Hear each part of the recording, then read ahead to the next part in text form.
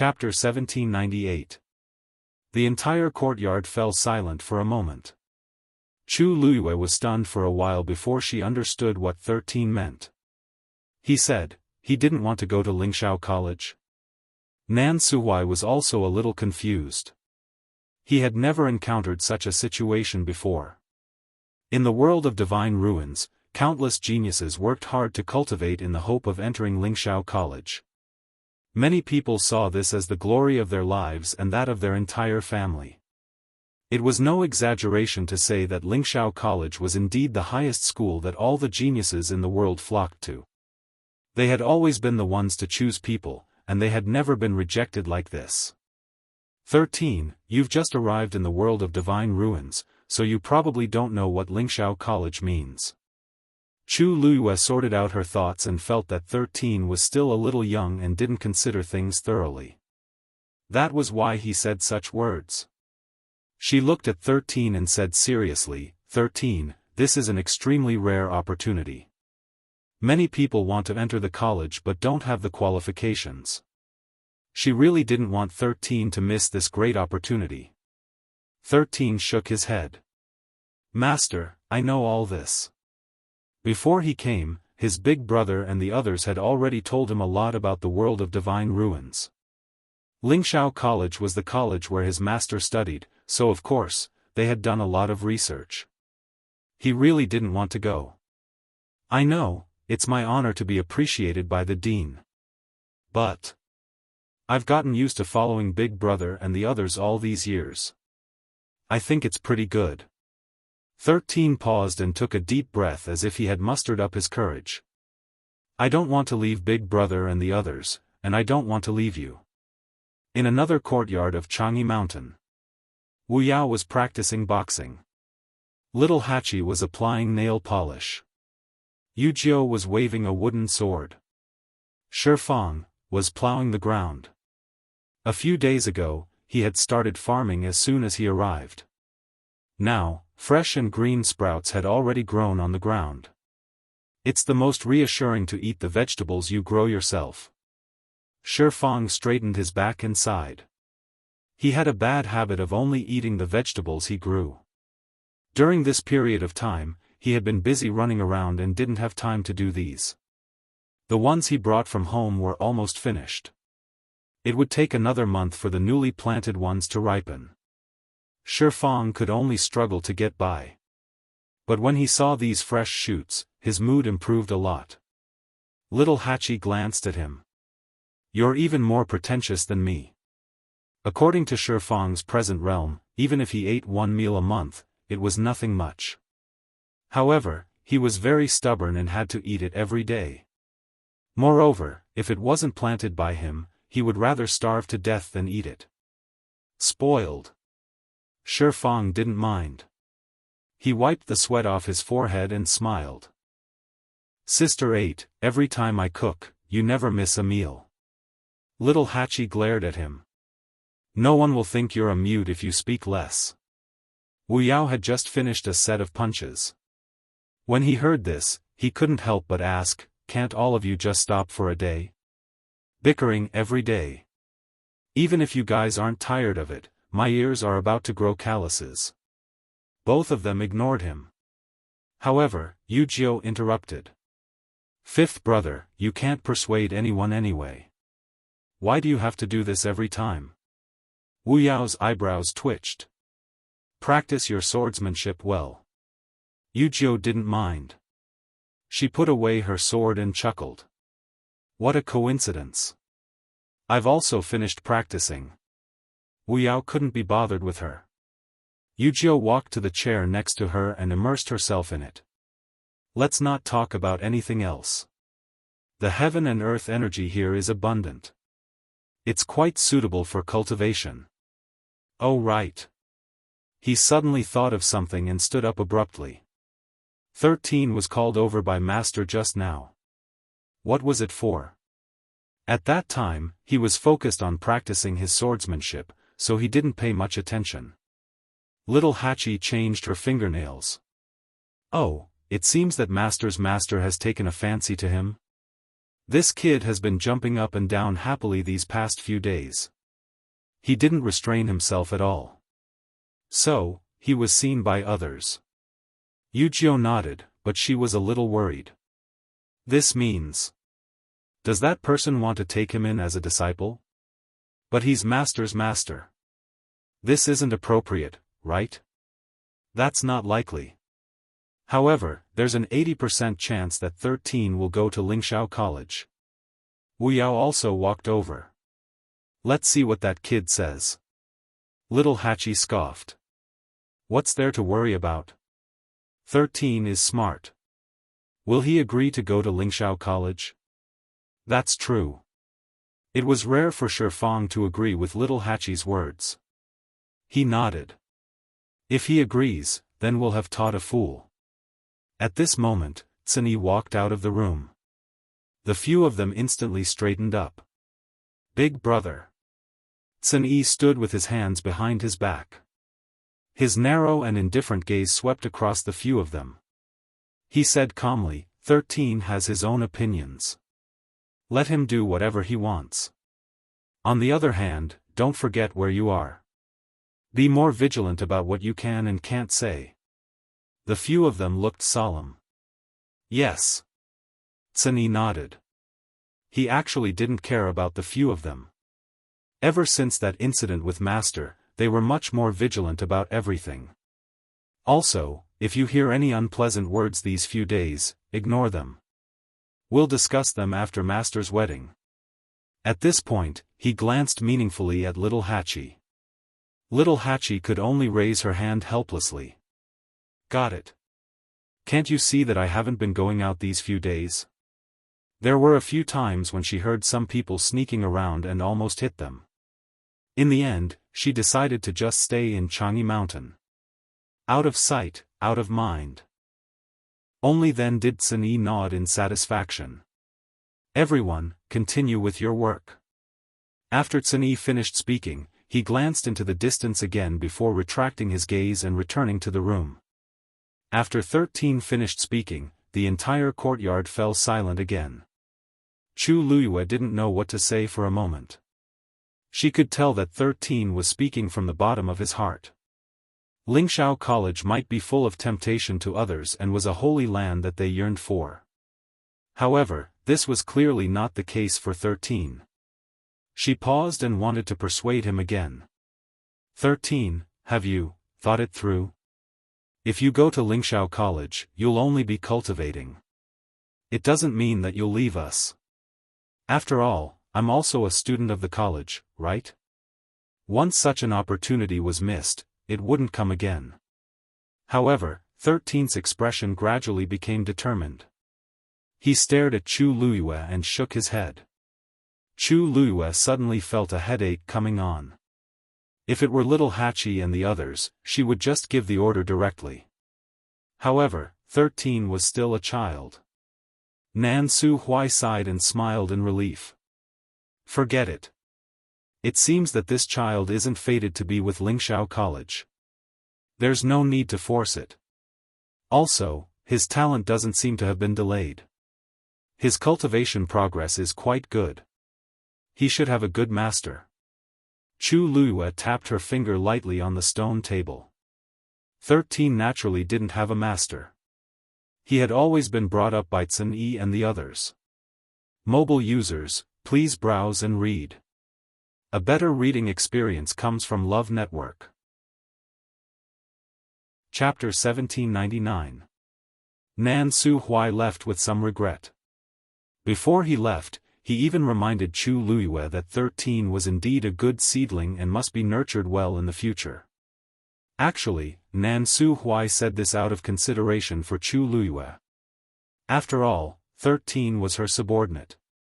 If he developed well, it would naturally be the best for her. 13 was still young and could not be seen clearly. Once he grew up, he would definitely not be underestimated. Chu Luyue brought 13 and personally sent him out. When Nan Su Hui's figure gradually disappeared into the distance, Chu Luyue turned around and quietly looked at 13. 13 was a little nervous under her gaze and unconsciously lowered his head. Master, did I do something wrong just now? He asked nervously. Chu Luiyue looked at him. Follow me into the room. With that, she turned around and walked into the room. Shue Shue, you go back first. Shue Shue, who originally wanted to follow, looked a little disappointed when it heard this. It scratched its head and looked at her back reluctantly for a while. Oh. It would come back later. 13 hesitated for a moment, but still followed. In the room, Chu Luiyue sat calmly. 13 stood not far in front of her, his hands clenched nervously. He lowered his head slightly and looked up at Chu Luiyue from time to time. 13, you did nothing wrong. After a long silence, Chu Luiyue spoke. But this did not make 13 relax. In his memory, his master had never spoken to him with such an expression and tone. He knew what it meant when he rejected Nan Su Huai's suggestion, so he still felt uneasy. Although Lingxiao College is a place that many people dream of going to, it does not mean that it is the same for everyone. You have your own reasons for not wanting to go. In the past, I have never forced you to do anything, and naturally, I won't now. It's just that. She paused for a moment. Her gaze was as sharp as a knife as it swept past 13. I am a little surprised that you are so talented. 13 became more and more uneasy. I'm to blame for this. I should have paid attention to it back then, but I didn't know until now. From a certain point of view, she had neglected 13. 13 hurriedly said, no. This has nothing to do with Master. 13 should have taken the initiative to tell you. Chu Luiyue smiled. Actually, it doesn't matter now. The most important thing is that your talent hasn't been delayed. On this point, she and her master had the same view. For a cultivator to become an expert, many factors were needed. Talent was the undisputed first condition. However, this did not mean that you would definitely be able to grow if you had talent. Without the guidance of a good master, without enough patience and perseverance, no matter how good one's talent was, it would be wasted. Fortunately, 13 was not delayed. Hearing her say this, 13 was finally relieved. How does Tsun Yi usually teach you? Chu Luiyue suddenly changed the topic and asked. 13 was stunned. Big brother just gave me a few books and told me to comprehend them myself. Then, he told me to run. Big brother said that when I can run faster than him, I'll be able to help you. The corner of Chu Luiyue's mouth twitched. Did Tsun Yi really tell you that? 13 nodded honestly. Chu Luiyue cursed inwardly. Tsun Yi was indeed as cunning as before. He even lied to a child. What realm was he at? What realm was 13 at? Who knew how much effort and time it would take for 13 to catch up to him? She asked him to take good care of 13, but he just painted a big picture for the child to see? Chu Luiyue rubbed her glabella. 13 continued. Also, during those few years, Big Brother wasn't around. I've been following 5th brother and 10th brother.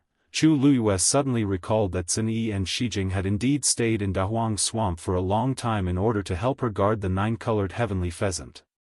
Thinking about it this way, 13 had been through quite a lot. It was really rare for him to be able to grow to his current state in such a chaotic situation.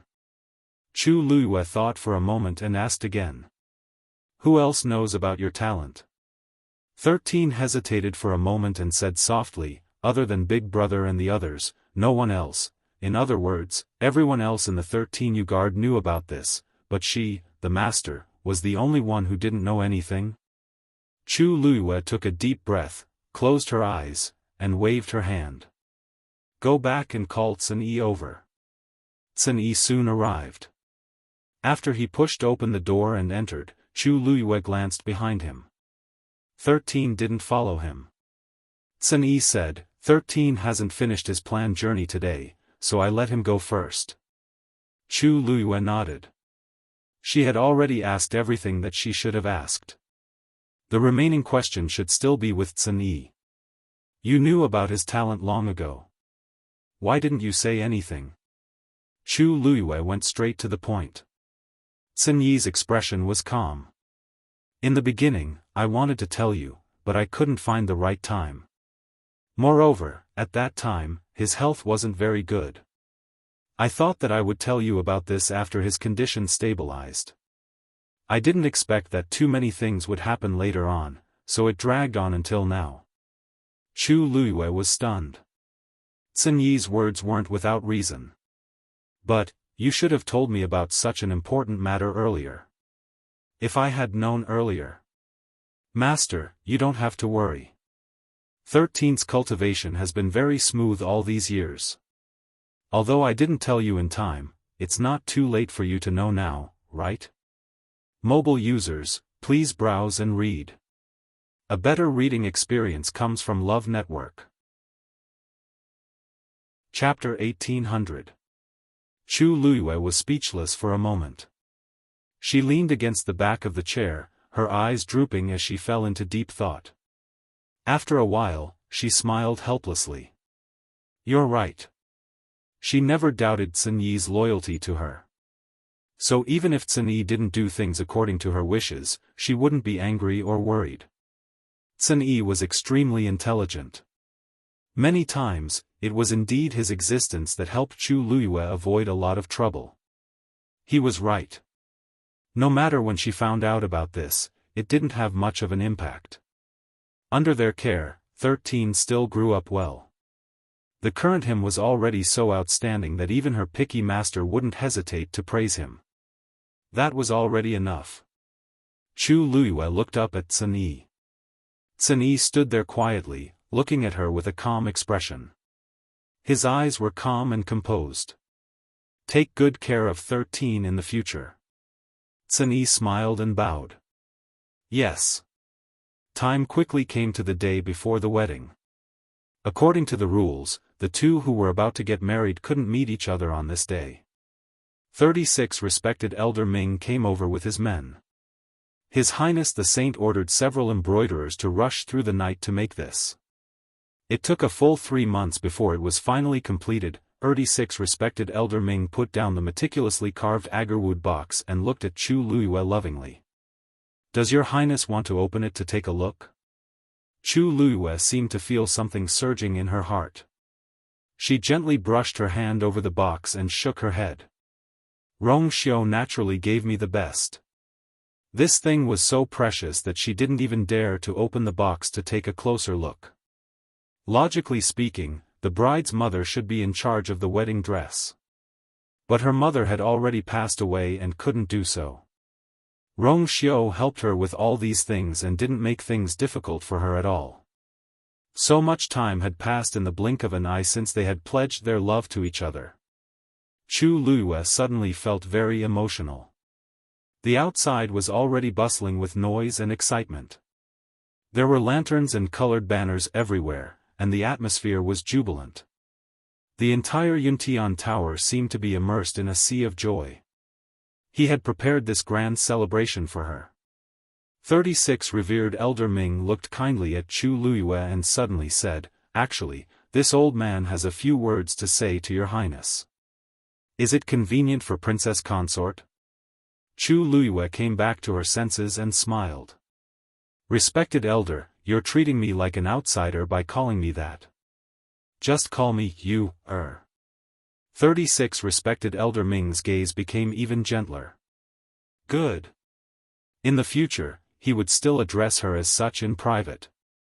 Seeing that Chu Luiyue had agreed, he waved his hand and dismissed his entourage. Soon, only the two of them were left in the room. Chu Luiyue knew that what he was going to say had something to do with Rong Xiu. Please take a seat. If you have anything to say, just say it. You will listen.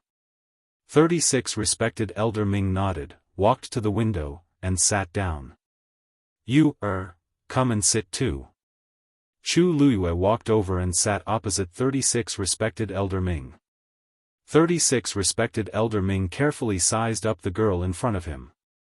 She was extremely beautiful and devastatingly beautiful. Her eyes were as bright as the galaxy. They were pure and sincere, and there was a rare calmness. Such a girl should be the most compatible with him. Actually, this old man didn't like you very much at the beginning. 36 Respected Elder Ming smiled and threw out these words. Chu Liuyue's gaze was calm. She knew that 36 Respected Elder Ming wanted to say more than this. 36 Respected Elder Ming blinked when he saw that she was so calm. Why do you look like you're not worried at all? Chu Liuyue's lips curled up slightly. You also said that it was at the beginning. If you still don't like me now, you wouldn't be telling me all this here, right? This girl is too smart. It's indeed not easy to fool her. 36 Respected Elder Ming suddenly felt defeated. These two, one was harder to deal with than the other. However, he quickly adjusted his emotions and narrowed his eyes, as if he was recalling something. You should know a little about Her Highness' background. Chu Luyue nodded. Back then, her mother went out to train and accidentally met that man. She fell deeply in love with him. She knew that the people in the clan would definitely object to her finding a man with such a lowly background, so she privately pledged her life to him. She thought that she had found her true love, but she didn't know that the man was Emperor Yao Chen, and he already had a harem of 3,000. Since then, she was disheartened, and her health deteriorated day by day. In the end, before she died, she exhausted all her strength and hid Her Highness' identity. She thought that this would be foolproof, but she didn't expect that the people in the clan never gave up looking for her. Although she was gone, they still found Her Highness very quickly. At that time, everyone in the Yuntian Tower hated this matter to the core. They even felt ashamed of Her Highness' existence and planned to directly execute Her Highness. Fortunately, Her Highness summoned the infinite divine dial and displayed the most powerful bloodline power in the Yuntian Tower in the past 1,000 years. From then on, no one in the Yuntian Tower mentioned killing Her Highness anymore. At this point, 36 Respected Elder Ming's face revealed a trace of gratification, but it was quickly replaced by pity. However, this was only the beginning. Her Highness came from a special background and had no foundation. For a long time, she was bullied in the Yuntian Tower. Although I could help her, I couldn't go too far. Otherwise, it would only attract more jealousy and hatred. Time passed day by day, and she gradually grew up. I don't know when it started, but she became cold, bloodthirsty, and crazy. That's when his nickname, God of Slaughter, came into being. 36 Respected Elder Ming let out a long sigh. Although her strength increased day by day, her temperament seemed to become colder and colder. Sometimes, it even made people wonder if she had already cut off all her emotions and desires and became a puppet that only knew how to kill. Chu Liuyue's heart also moved slightly. Although she had some understanding of these matters before, today was the first time she had heard a complete description. Even though many years had passed, and even Rong Xiu himself mentioned it, she didn't care much. When she heard it, her heart still throbbed with pain. At this point, 36 Respected Elder Ming looked at Chu Luyue. Fortunately, Her Highness met you later. Chu Luyue pointed at herself. Me? Yes, you. 36 Respected Elder Ming seemed to have sunk into a distant memory. I remember that a few years ago, Her Highness went out to train alone and didn't return for a long time. When I heard news of Her Highness again, she was already a student of Lingxiao College. Mobile users, please browse and read. A better reading experience comes from Love Network. Chapter 1801. Chu Liuyue's heart skipped a beat. She and Rong Xiu had indeed met before going to Lingxiao College. At that time, she had just finished her training in the Dahuang Swamp and came to the Divine Ruins world by chance. In the end, she met Rong Xiu directly. At that time, the two of them were being hunted down. In a moment of desperation, they chose to join forces. After a while, they got to know each other. After that, she said that she wanted to go to Lingxiao College to cultivate. Rong Xiao agreed almost without hesitation. Chu Luyue subconsciously thought that Rong Xiao was like her, going to Lingxiao College. After all, although she was not familiar with the Divine Ruins world at that time, she had stayed in the Dahuang swamp for so long and heard a lot of relevant things. Lingxiao College was the top college in the Divine Ruins world. Who wouldn't yearn for it? Actually, at that time, the people at Yuntian Tower didn't know of your existence. They only thought that His Highness wanted to go to the college to cultivate. It wasn't until later when His Highness said that he wanted to return to Yaochen that I realized that something was wrong. At this point, 36 respected Elder Ming paused for a moment. You should know that His Highness doesn't have any feelings for Yaochen. If not for a special reason, he definitely wouldn't go back. Before that, Rong Xiao had always claimed that he was ill and recuperating at Mingyue Tianshan. In reality, he had only stayed at Mingyue Tianshan for a very short period of time. Most of the time, he still stayed in the Divine Ruins world. And that time, His Highness didn't return for a long time. Later on, this old man met you. At first, he only thought that His Highness was infatuated with a woman, so he was a little unhappy. But later, he realized that it was precisely because of this woman that His Highness started to become like a normal person. He had 7 emotions and 6 desires, and he was tied down and lovesick. At that time, 36 respected Elder Ming thought that this woman was definitely not ordinary.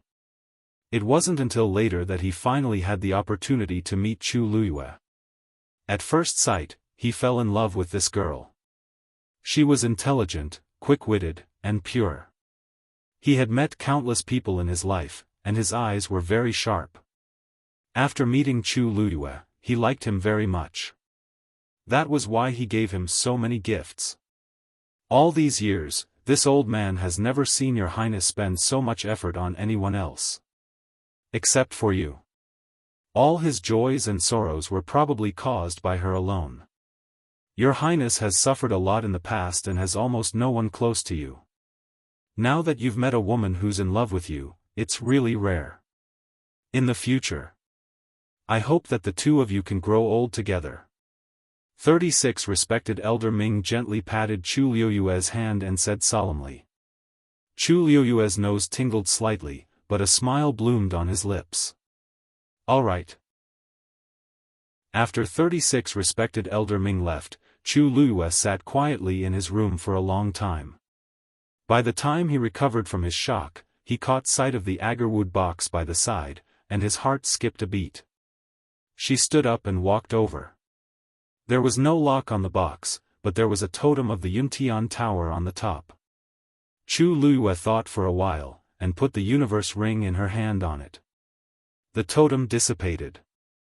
Chu Luyue reached out and opened the box. What entered her eyes was a stretch of red that was as intense and elegant as flames. It was like a piece of red cloud in the evening sky that was meticulously woven. It was soft and light to the touch, and there was a faint flicker of golden light. It was gorgeous, solemn, and moving. The phoenix coronet's craftsmanship was complicated, as if it was meticulously carved by the heavens. There was a golden phoenix spreading its wings and flying, and a bright red jade bead in its mouth. It was sparkling and translucent, and the quality was excellent.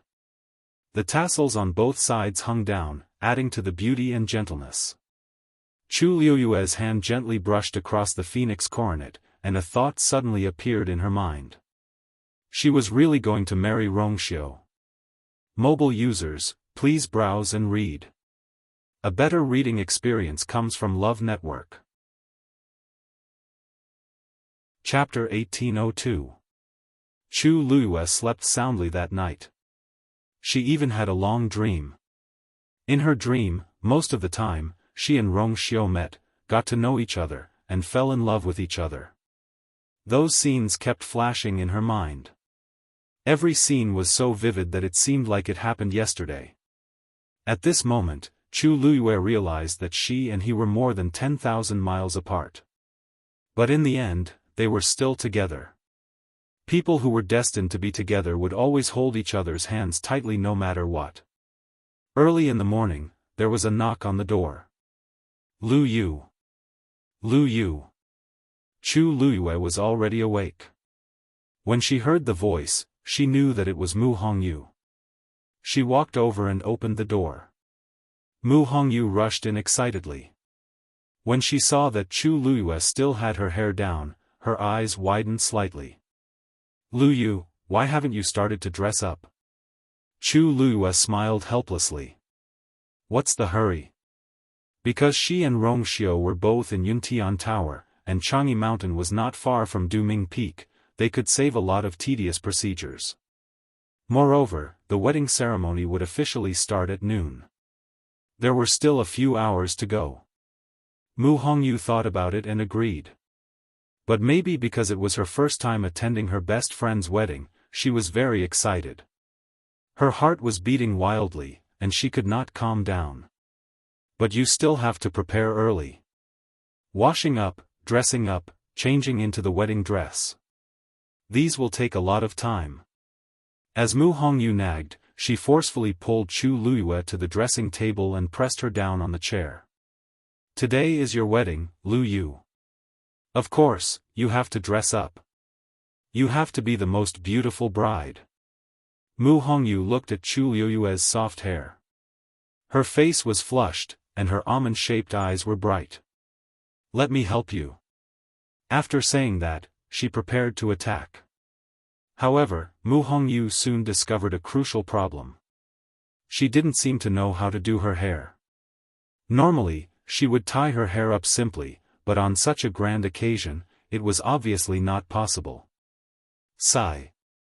I've been studying it for a long time. She had spent a lot of time on this, but when it came to this, she realized that she wasn't skilled enough.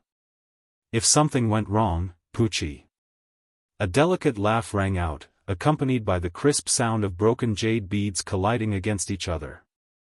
Let me handle this matter. Chu Luyue and Mu Hongyu turned around and saw little Hachi walking over with a smile on her face. She naturally took the wooden comb from Mu Hongyu's hands. Her voice was soft and charming, almost able to make people's bones melt. Little girl, watch carefully. Mu Hongyu was stunned. The other party didn't seem to be much older than her, but her charm was too strong. Comparing the two, the difference was indeed quite big. Mu Hongyu nodded subconsciously and obediently said, "Oh." Little Hachi looked at her with a smile, then reached out and pinched Mu Hongyu's cheek. Good girl. Mu Hongyu had never been teased by a woman like this before. She immediately blushed. Chu Luyue looked at little Hachi speechlessly. She was indeed attractive to both men and women. Little Hachi looked away and stared at Chu Luyue in the mirror. Then, her lips curved into a smile. Master, don't worry. No one is more beautiful than you today. After saying that, she began to help Chu Luyue comb her hair. Little Hachi's soft and silky hair seemed to be particularly obedient in her hands. She didn't see how she did it, but her fair and delicate fingers moved back and forth, and the luxurious and beautiful hairstyle gradually took shape. Little girl, bring me the phoenix coronet. Little Hachi said gently. Mu Hongyu reacted and quickly responded. Chu Luyue pointed to the location. Mu Hongyu walked over and opened the wooden box. Soon after, she sucked in a breath of cold air. Lu Yu, this phoenix coronet, is too beautiful. She had seen many treasures and jewelry, but none of them could be compared to this phoenix coronet. There was no way to describe it in words. The moment it entered her eyes, the only feeling it gave her was, beautiful. There was even a trace of shock. Yuntian Tower was indeed a first-class family. This gift was indeed extraordinary. Mu Hongyu sighed as she carefully took out the phoenix coronet and handed it to Chu Luyue. Little Hachi glanced at it, and a satisfied smile appeared on her face. This was the only thing that was worthy of her master. She didn't hurry to help Chu Luyue put it on. Instead, she asked her to change into the wedding dress. This time, it was Mu Hongyu who carefully took out the wedding gown. After experiencing the baptism of the phoenix coronet, Mu Hongyu's mental endurance had increased a lot. After she helped Chu Luiyue change, she covered her mouth and tried her best not to scream. However, her eyes, which were full of amazement, betrayed her feelings at this moment. Little Hachi raised her eyebrows proudly and began to put on Chu Luiyue's makeup.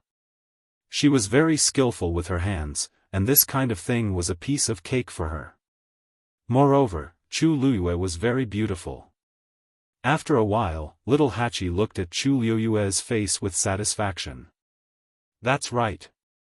Of course, on the wedding day, she had to be the most beautiful. Then, little Hachi took the phoenix coronet and carefully helped Chu Luiyue put it on. Mu Hongyu couldn't help but say, "Luiyue, I have never seen anyone more beautiful than you."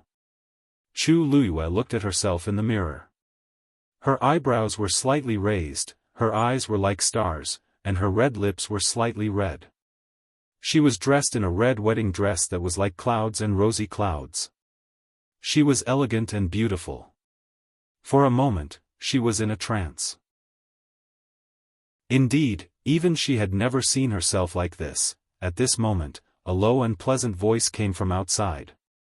I have come to pick you up. Mobile users, please browse for a better reading experience from Love Network. Chapter 1803. It was a voice that she was very familiar with. Chu Luiyue suddenly came back to her senses and turned her head to look. At this time, the door was closed, but it was already lively outside. The sound of ritual music came faintly and lingered in her ears. She heard the laughter of many people. But in the noise of this world, only his voice was the clearest. He said that he had come to pick her up. Chu Luiyue stood up and walked towards the door. She put her hand on the door. It was slightly cold to the touch, but her palm was boiling hot. She took a deep breath and gently pushed the door open. Bright sunlight surged in an instant. She narrowed her eyes slightly and saw a face that could not be more familiar. She was slightly stunned. Today, Rong Xiao was wearing a red robe, which was rare. A black jade belt around his waist easily outlined his waist, making his shoulders wider and his waist narrower, and his figure more slender. His face, which had always been like a banished immortal, seemed to be stained with the smoke and fire of the mortal world at this time, and was not as cold as before. Everyone was silent for a moment. Rong Xiao's eyes also flashed with a touch of blazing amazement. The woman in the red wedding dress walked out from behind the door. There was a beauty, clear and graceful. She could topple a city with one look, and then a country with another. It was probably, talking about such a beauty, right? In fact, many people present had seen Chu Luiyue before. She had an extremely beautiful appearance, but most of the time, she was barefaced. Now, she was wearing a phoenix coronet and a robe, which made people feel that she was a different person. There was actually such a woman in this world. When she appeared, everything around her seemed to dim. Only she was lively, bright, and extremely bright. The so-called disaster was probably nothing more than this. Or, a fairy with such an appearance should not have come to the mortal world in the first place. A year of silence. Everyone held their breaths and focused, as if they were afraid that they would disturb someone if they spoke. Chu Luiyue blinked. In an instant, it seemed that thousands of stars were surging. Rong Xiao. She called out softly. Rong Xiao stared at her as if he wanted to carve her appearance into his heart. The scorching heat almost made Chu Luiyue's entire body burn. After a while, he finally reached out his hand. Chu Luiyue looked at his hand. His palm was thick and strong, and his palm was covered with a thin layer of calluses. Only she knew how warm that hand was. She reached out her hand. Almost immediately, Rong Xiao held her hand tightly. It was as if he was afraid that the person in front of him would disappear in the blink of an eye. It wasn't until he confirmed the soft and delicate temperature in his hand that he finally relaxed. He suddenly leaned over and whispered in her ear. "You, is truly, extremely beautiful." Chu Liuyue's face was slightly hot, but there was also an indescribable steadiness and warmth in his heart. Finally. I'm beside him. Rong Xiu held her hand tightly. You, come with me. The wedding ceremony was held in the ethereal hall. At this moment, the ethereal hall was already filled with guests. Almost all the people from the various clans and sects in the Divine Ruins world were gathered here. They were all waiting for the two main characters of the wedding. In the innermost seats were Shengguan Jing, Shengguan Yu, Chu Ning, and 36 respected Elder Ming. When the crowd saw this, they couldn't help but discuss. Shouldn't the seats at the top be reserved for the elders of the Holy Sun and the princess consort? Why is the one sitting there 36 respected Elder Ming? I don't even recognize the few people beside him. Haven't you heard? After that commotion, the clan head of the Yuntian Tower fell into a coma a few days after returning. He hasn't woken up yet. We all know what kind of background this Holy Sun has. Since the clan head is unconscious, the only one qualified to sit here is 36 respected Elder Ming. After all, he has been treating the Holy Sun like a teacher and father all these years. What you said makes some sense. But the three people beside him. Where are they from? Could they be the princess consort's family? It's a long story. Do you see the one in the middle? That's the famous Shengguan Jing. A true weapon refining venerable. I heard that he's the princess consort's Taizu. And the other two seem to be the princess consort's fathers? I've heard that the princess consort of the Yuntian Tower was born in the Tianling dynasty outside the Divine Ruins world.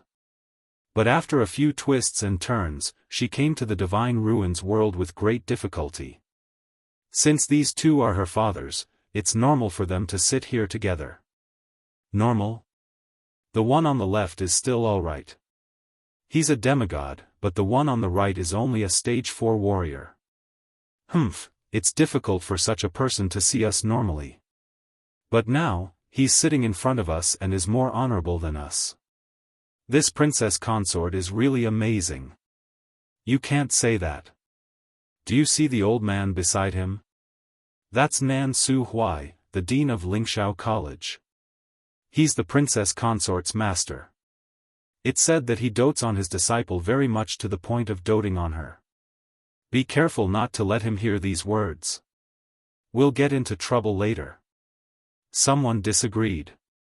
So what?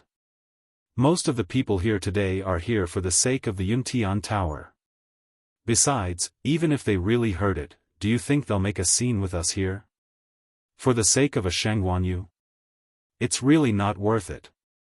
Nan Su slowly clenched his hands in his sleeves and glanced at the person who spoke. Shengguan Jing raised his eyes slightly and then quickly looked away.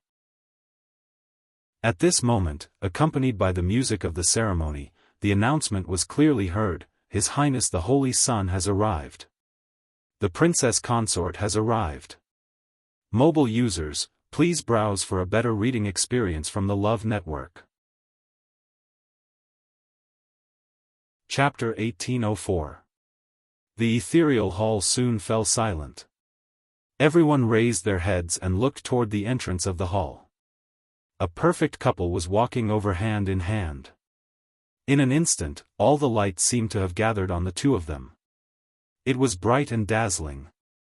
They clasped their hands and walked side by side towards the main hall step by step. There seemed to be an indescribable aura that shrouded the two of them, forming a small world that isolated them from the others. That small world could only contain the two of them. It couldn't contain anyone else. Shengguan Jing and the others were invigorated, and they subconsciously straightened their backs. 36 respected Elder Ming also felt a myriad of emotions in his heart. The Holy Sun had been thinking about this matter for far too long. Now, he finally got what he wanted. He had never seen such an expression on the Holy Son's face before. Joy, pride, and gentleness. There was also a myriad of emotions that he didn't conceal in the depths of his eyes. Everyone's gaze followed them, and there was only one person in his eyes. This scene was so beautiful that no one could bear to disturb it. Many of the people gathered in the hall had complicated expressions on their faces when they saw this scene. No one would have thought that the Holy Son of the Yuntian Tower would really marry such a princess. Of course, many of them had interacted with Chu Luyue before, so they didn't dare to underestimate her. All kinds of gazes fell on the two of them. Rong Xiu didn't mind, and Chu Luyue didn't mind either. They held hands tightly, as if they would never separate. Finally, the two of them stood in the middle of the hall. Bow to the heavens and earth. The ceremonial official's voice was loud and clear. This voice reverberated clearly in the hall. Rong Xiu and Chu Luyue turned around and bowed. Chu Luyue didn't believe in the heavens or fate. However, after meeting Rong Xiu in this life, she would rather believe that this was the heavens taking pity on her. Even though they were separated by thousands of miles, he still came before her. Despite the disparity in their statuses, he had chosen her from the very beginning. Chu Luyue's hand lightly scratched his palm. Rong Xiu held her hand even tighter. Second, bow to your parents. He turned around and bowed again. Chu Luyue clearly saw Taizu's tightly clenched hands, as well as his father and father's slightly red eyes. In an instant, countless images flashed before his eyes. Imperial Father smiled dotingly and praised her proudly. The fire in the Tianling royal family's ancestral hall, as well as the bone-piercing pain. When he woke up again and dragged his body back to the Chu clan, the first thing he saw was his father's figure rushing over, and his father's anxious greeting. For her, he had been tossed around many places and had gone through many trials and tribulations. Even if his clothes were tattered and he was covered in wounds, he still insisted on seeing her one more time. The nervous and perturbed look in his eyes after knowing her identity. When he heard her call him Daddy, he was willing to give up everything. And along the way, the Taizu had protected him countless times. Chu Luyue's eyes became hot, and the tip of his nose became slightly sour. Actually, she had always been loved and protected. No matter how much pain she had experienced, there was still a family that would become her warm arms. Husband and wife, bow to each other. Chu Luyue raised her gaze slightly and looked at Rong Xiu, looking into his deep, phoenix-like eyes. She saw her figure clearly reflected in them. She saw the gentleness and love in his eyes. Her red lips curved slightly and she smiled. To be able to marry your highness in this life, I have no regrets. Rong Xiu looked at her and smiled. He enunciated each word clearly. No, it should be said that to be able to marry you, Rong Xiu, is blessed by 3 lifetimes. Digression, there's no more in the morning everyone, go to bed early. There are probably more than 10 chapters during the day. Ahem, the chapters will drop around noon, 6 p.m., and 11 p.m. Please check. I heard that some people want me to update 50 chapters a day. Ahem, although I didn't manage to do it, but for the next 3 days, I'll update more than 10 chapters a day. Mwah. Mobile users, please browse and read. A better reading experience comes from Love Network. Chapter 1805. The two of them bowed to each other. The ceremony is complete. As the chanter's clear voice spread throughout the grand hall, fireworks were set off from the numerous mountain peaks outside of Duming Peak. Bright patterns bloomed in the sky. Even during the day, one could still see the sparkling radiance. 36 revered Elder Ming stroked his beard and sighed. The Yuntian Tower has not been so lively for a long time. Now that His Highness had finally gotten what he wanted, he was relieved. Rong Xiu held Chu Luyue's hand tightly, and the two of them walked side by side toward the innermost part of the great hall. Over there was an honorable bench. It was obviously reserved for His Highness the Holy Sun and the princess consort. Crimson clouds with a red tail as thin as gauze silently streaked across the black jade floor. As she walked, the tassels on the phoenix coronet swayed gently. The woman's skin was as smooth as jade, and her eyes were like a painting. What was even rarer was that she exuded an indescribable aura of spirituality. Just by standing there, she already surpassed the thousands of sceneries in the world. Her thick and long eyelashes fluttered gently, and the light in her eyes was like a gust of wind, gently stirring the thousands of stars in the night sky. Rong Xiu looked at her, his eyes deep. At this moment, he knew that everyone's eyes were focused on her. If it was in the past, he would definitely be unhappy. But today was different. This was their wedding. From now on, she was his princess consort. She was so dazzling and magnificent. She was his. The most moving treasure in the world was finally in his hands. The two of them sat down. Rong Xiu reluctantly retracted his gaze from her and looked at the crowd in the great hall. After the ceremony, it was time for the banquet. But before the banquet began, there was still an extremely important process to go through. Gifts from the various families. After all, the Yuntian Tower was a first-rate family in the Divine Ruins world. It was famous and had a noble status. Now that it was the wedding of the powerful Holy Sun, Rong Xiu, of course, the various families had to prepare generous gifts to celebrate. The richness of this congratulatory gift was very important.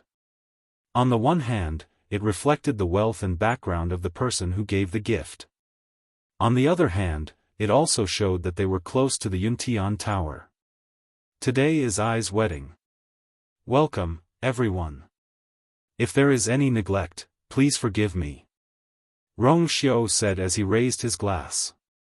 Everyone raised their glasses as well. The hall was bustling with noise and excitement. Chu Luiyue sat next to Rong Xiu. When he picked up the wine cup in his hand, he found that it had been replaced with green tea. She pursed her lips slightly and took a sip, hiding the smile in her eyes. Then, she put down her wine glass. Rong Xiu tilted his head. Is it tasty?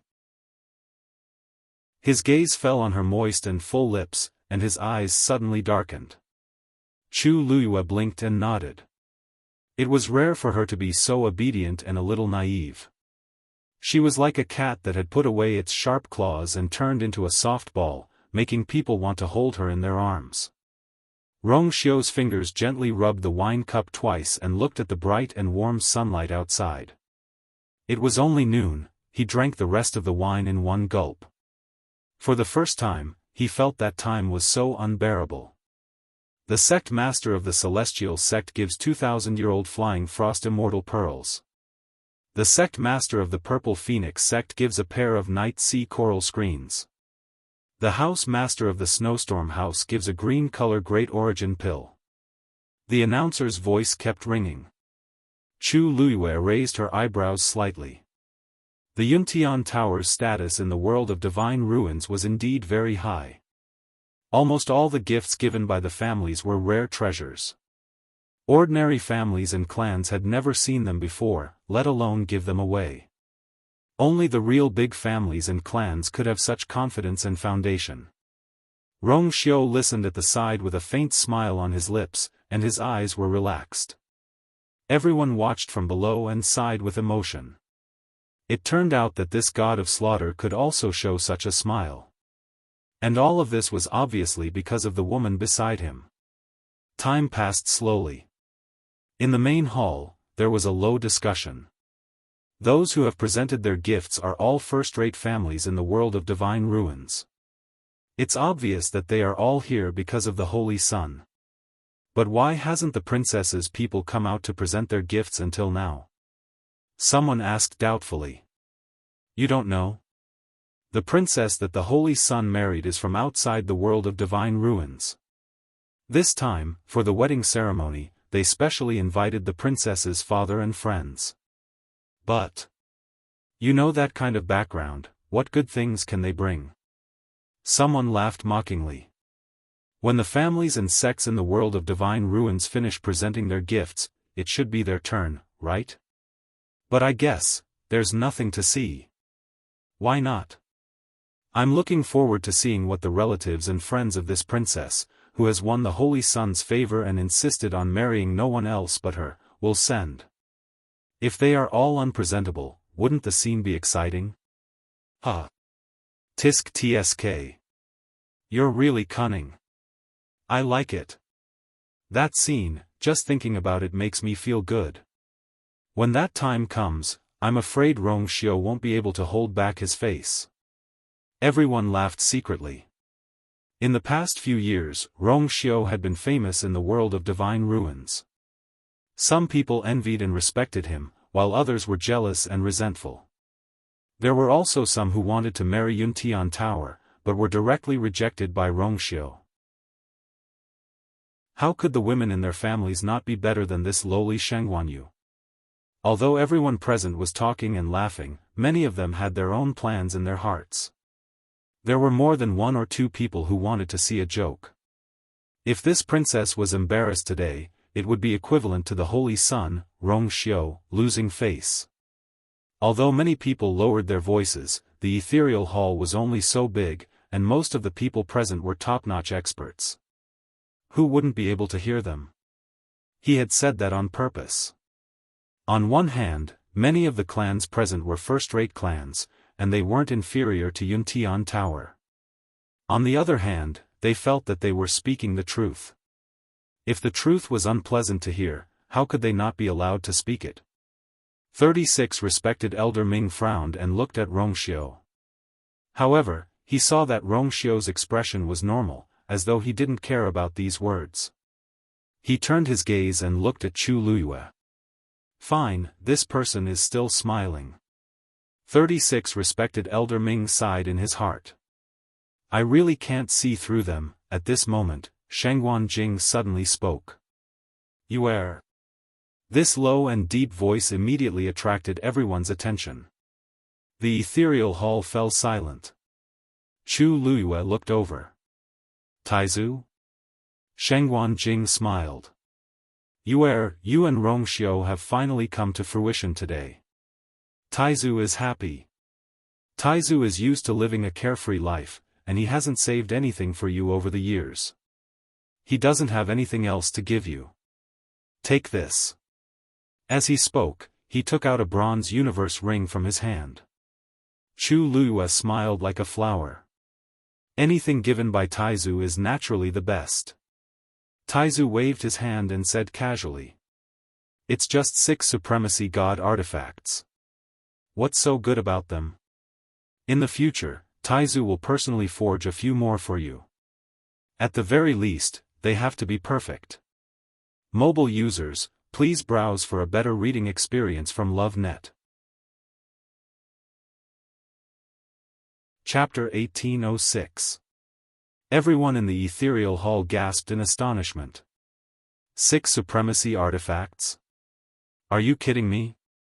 One had to know that to most of the people present, obtaining an Emperor Divine artifact was already a great thing. Otherwise, there wouldn't have been a few clans who fell out with Lingshao College over the Crimson Heaven Sword. They knew that Shengguan Jing was a supremacy blacksmith, so it was within their expectations that he would give out supremacy artifacts. However, they didn't expect Shengguan Jing to give out 6 supremacy artifacts right off the bat. He even promised to give out a few more to make up for the 10 supremacy artifacts. Were supremacy artifacts as common as cabbages these days? Everyone was stunned. What they didn't know was that even though Shengguan Jing had always been a loner, he had never lost to other blacksmiths of the same level. Every time, not only would he forge a supremacy artifact for himself, he would also win the treasures that the other party had painstakingly forged. Even if they were slightly inferior to Yangming's, they were still genuine venerable artifacts. Putting everything else aside, when it came to supremacy artifacts, he was indeed rich. Furthermore, it was the kind of wealth that no one present could match up to.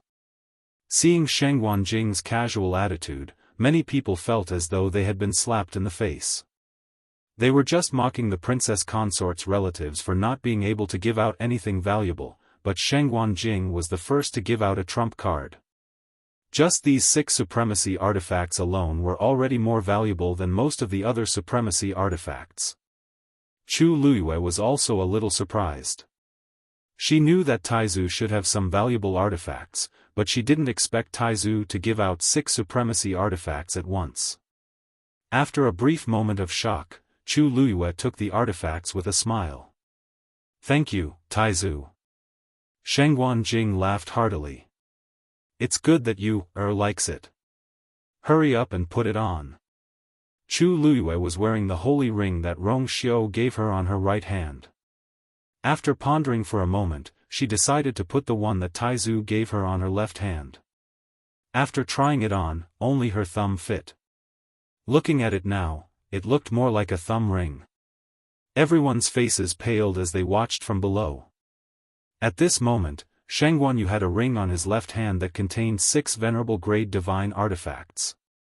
The holy ring on his right hand symbolized the supreme status of the Yuntian Tower. Just this alone was enough to make many people look up to him.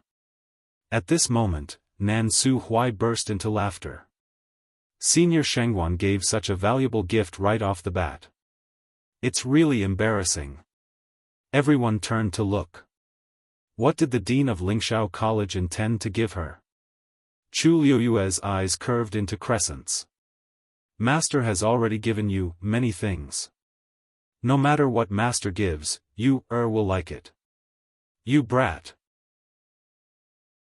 Nan Su Huai snorted with a smile. This was the truth. Previously when Yu was still in the academy, he had indeed helped her open many back doors. But now that it was her wedding, she naturally had to prepare a generous gift. Nan Su Huai took out 2 green jade tokens. Chu Liuyue's heart skipped a beat. She seemed to have thought of something as shock flashed in her eyes. Could it be, this green jade token symbolizes the status of an elder of Lingxiao College?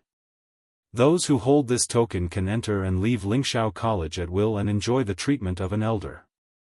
As he spoke, he flicked his wrist. The 2 green jade tokens flew to Chu Luiyue and Rong Xiu. The 2 of them reached out to take the tokens. Chu Luiyue took a closer look and saw her name engraved at the bottom of the token. You. She turned her gaze and saw the word Xiu engraved on Rong Xiu's green jade token. Just inject your force into it and it will be activated, Nan Su Huai said with a smile. Chu Luiyue nodded. She held her breath and injected some force into the token. Buzz! The green jade token shone brightly. A number gradually appeared. Chu Luiyue opened her eyes wide. This is, Nan Su Huai saw her expression and smiled even more proudly. I have already deposited some points inside. This should be enough for the 2 of you to use for a while, right? There is such a bonus. It was a pleasant surprise. How could it only be used for a while? Chu Luiyue felt that even if she did whatever she wanted, she would not be able to spend it all in 10 years. Outsiders might not know what this number meant. But she knew. With these points, wouldn't she be able to pick the herbs in the Medicine Wind Valley as she wished? Wouldn't she be able to read the Xian Array medical books in the library as she wished? The gift that her master had given her had truly hit the bottom of her heart. Chu Luiyue raised her head, her eyes shining brightly. Thank you, Master. She suddenly felt that Master was more amiable. Nan Su Huai raised his finger and shook it. Actually, these are not the most important things. You, do you know the most important thing about this green jade token? Chu Luiyue was stunned. The green jade token was exclusive to the elders of the school. Master did not mean that she and Rong Xiu would become the elders of the school. He only meant to give them the green jade token. Then, did it mean something else? Nan Su Huai put one hand behind his back and raised his chin slightly. He still had a smile on his face, but there was a hint of dignity in his eyes that could not be disobeyed. The holder of the green jade token will receive the highest protection of the Lingxiao College. If anyone hurts you, the Lingxiao College will avenge you at all costs. Every word was sonorous and forceful. It was like a clap of thunder that exploded in everyone's ears in the main hall.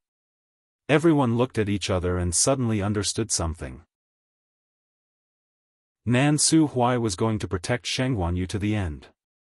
What did he mean by that? Lingxiao College would not stand by and do nothing if someone were to offend them in the future. Rong Xiu was the holy son of the Yuntian Tower, so he did not need these things. It was obvious that these things were specially prepared for Sheng Guanyu. In the past, Nan Su Huai had always stood behind her and stood up for her as the master of Sheng Guanyu.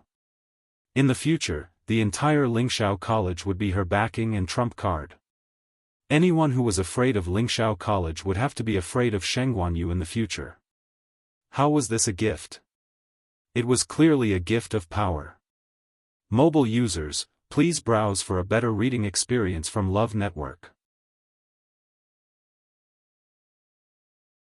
Chapter 1807. Everyone in the ethereal hall was shocked before they fell into a long period of silence. How could this be? How could this be? As the school head, shouldn't Nan Suhuai do things impartially? How could he give away the entire Lingxiao College so openly just to support Shang Haiyu? Wouldn't the other elders and students of Lingxiao College object to this? Nan Suhuai's actions aren't too appropriate, right? Indeed. Even if Shang Haiyu is his disciple, he shouldn't dote on her like this. How would the other students in the academy think of this? I've heard that Nan Suhuai dotes on his disciple a lot, and it seems like he really lives up to his reputation, as expected of the school head. He's indeed generous. I wonder if Lingxiao College will be as peaceful as before in the future. All kinds of discussions sounded like a tidal wave. Even though some of them didn't say anything, it was clear that they weren't optimistic about this matter. After all, Lingxiao College wasn't a place where Nan Suhuai's family could dominate. Upon hearing those words, Nan Suhuai raised his eyebrows and smiled. You don't have to worry about this. He turned around, and even though he was smiling, his gaze was as sharp as a knife as it swept across those who spoke rudely. Everyone fell silent for a moment. However, Nan Suhuai's smile widened. Previously, when Lingxiao College was in danger, it was all thanks to you, who risked her life to turn the tide that the entire academy was saved. The verdant jade token had never been given to anyone who wasn't an elder. Today, we've made an exception and given it to you heir and her husband. This was a decision that all of the elders in the academy had agreed to. Why do you seem to be unhappy when our people don't have any objections? Who are you unhappy for? Why don't you think that anyone will care? Since it's a decision made by a person, it's not up to outsiders like you to comment on it. Even though Nan Suhuai didn't say those words out loud, his expression conveyed his thoughts very vividly. Many people felt embarrassed, and they quickly averted their gazes. However, Nan Suhuai didn't seem to be satisfied yet. One more thing, I'd like to remind you all that I, Nan Suhuai, have only accepted one disciple in my entire life. Everyone suddenly thought of something and looked at Nan Suhuai in disbelief. What was the meaning of this? Is he planning to pass the position of dean to Sheng Guanyu? Yes. If he didn't have this intention, why would he be so protective of Sheng Guanyu and even give them such a big gift? Furthermore, the other elders of Lingxiao College were all in favor of the green jade token. Could it be that they had already decided? Many people began to feel uneasy. If Sheng Guanyu really became the dean of Lingxiao College, the situation would be very different. Even if she didn't have any roots in the Divine Ruins world, Lingxiao College was an absolute colossus. If she really became the principal, then her position in the entire Divine Ruins world would be greatly improved. Admittedly, some of the first-rate families were rich in resources and had many experts. They could cultivate outstanding juniors on their own. They didn't need to send their children to the Yuntian Tower, and they didn't need to worry about their relationship with the Yuntian Tower. However, this was only a small portion of the families. Most of the families and clans still hoped that their juniors could enter Lingxiao College to cultivate and become experts. Then, didn't this mean that they would have to treat Shangguanyu with respect in the future? Many people had complicated expressions on their faces when they realized this. In fact, many of them didn't think highly of Shangguanyu in the past. Even if she was talented and powerful, she was too weak without the support of her family. It was as if she would fall if the wind blew. But now, in front of them was the Yuntian Tower, and behind them was the Lingxiao College. With these two forces joining forces, how could the others compete? The atmosphere in the main hall became strange. Many of those who were tempted to make a move had stopped thinking about it. Nan Su Hui revealed a satisfied expression. This was the effect he wanted. They wanted to bully you. Dream on. Both of you have given us such a big gift. Our gift is a little inferior. Shangguanyu said with a smile. Although he said that, his expression was magnanimous and natural, which made people feel as if they were bathing in the spring breeze. His temperament alone was better than many of the so-called nobles in the hall. Rong Xiu said with a smile. Father-in-law is the person closest to you. For you to travel such a long distance to come here, this is already the best gift for us. The word father-in-law was addressed to two people. Shangguanyu and Chu Ning. Some of the people in the hall began to ponder. Just by looking at Rong Xiu's attitude towards the two of them, one could tell that he valued you a lot. It was said that he had even invited the princess's friends and subordinates. It was rare to see someone so thoughtful. Shangguanyu took out a wooden box. The wooden box was rectangular and black. There was a faint pressure coming from it. It was obvious that there was a Xian formation seal on the outside. Chu Luyue felt a familiar wave of energy and widened his eyes in surprise. Father, this is, open it and take a look. Shangguanyu urged with a smile. Chu Luyue took the wooden box. The moment he held it in his hand, the seal on it was automatically removed. The energy inside it surged even more fiercely. Chu Luyue paused for a moment. Click. The wooden box was opened. A dragon-headed scepter lay quietly inside. Chu Luyue's heart skipped a beat. As expected. It was the Tianling scepter. Before I came here, the Tianling scepter flew out of the Langkuan Palace. I brought it with me. Shangguanyu explained. It belongs to you after all. Chu Luyue suppressed the excitement in his heart and reached out to hold the Tianling scepter. Buzz! In an instant, the eyes of the dragon head on the scepter shone brightly. Almost instinctively, Chu Luyue held her scepter and swung it down. Shwa! The sound of air being torn apart sounded. At the same time, an incomparably powerful aura descended upon the entire ethereal hall. A supremacy artifact? Everyone was once again thrown into disarray. Why was it a supremacy artifact? Could it be that the people of the Shangguan clan were all giving such gifts? Shangguan Jing laughed heartily. This little thing still likes to stick to you. Chu Luyue could also sense that the energy coming from the Tianling scepter seemed to be stronger than before. She had never noticed that it was a supremacy artifact before. As if seeing through her thoughts, Shangguan Jing explained. This Tianling scepter is indeed a supremacy artifact that I forged a long time ago, but it's a little different from ordinary supremacy artifacts. The stronger the wielder is, the stronger the power it can unleash. In the past, your cultivation wasn't high enough, so the power you could sense and wield was limited. However, now that your cultivation has increased significantly, it's only natural that the power it wields is different. Mobile users, please browse for a better reading experience from the Love Network. Chapter 1808. Chu Luyue was amazed when she heard this. No wonder. She had already seen the venerable artifact, but she didn't know about it. Pfft!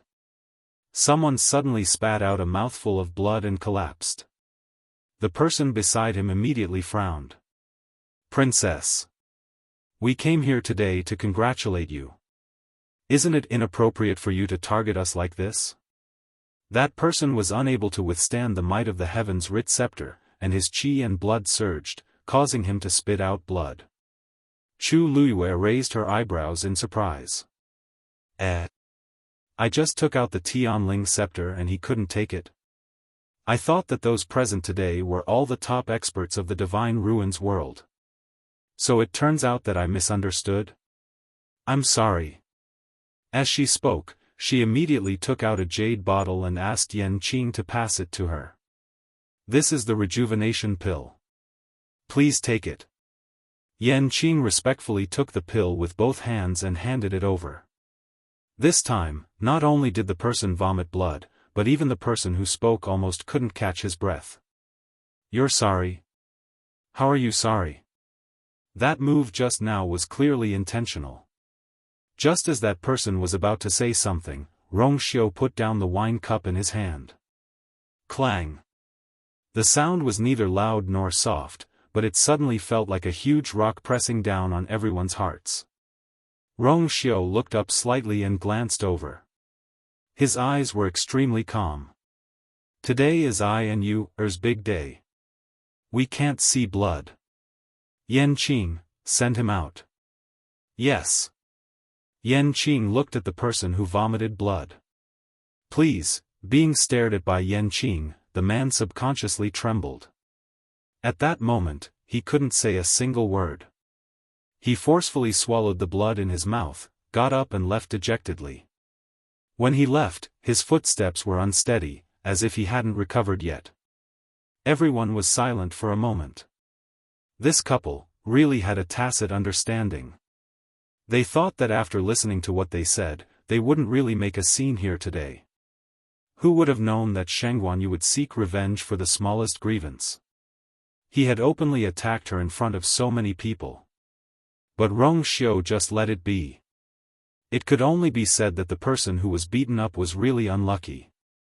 However, this act of killing the chicken to warn the monkey also caused everyone present to become vigilant. These two, he was not someone to be trifled with. Chu Luiyue raised his eyebrows. Only then did he put away the heaven-writ scepter, and his lips curled into an extremely faint archm. "It's not bad. Time is short.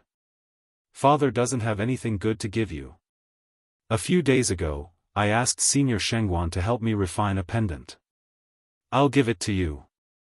Chu Ning broke the silence in the hall and handed over a palm-sized jade box. This jade box was carried by Chu Ning himself. Back in Yao Chen, this jade box was considered excellent. However, in the eyes of these people today, it was extremely ordinary. In fact, it could even be said to be somewhat crude. Everyone heaved a sigh of relief. Finally, a normal one. This was the grade that they should give out. Chu Luiyue didn't care about this.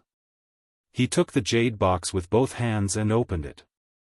A small green jade gourd was strung together with a red string.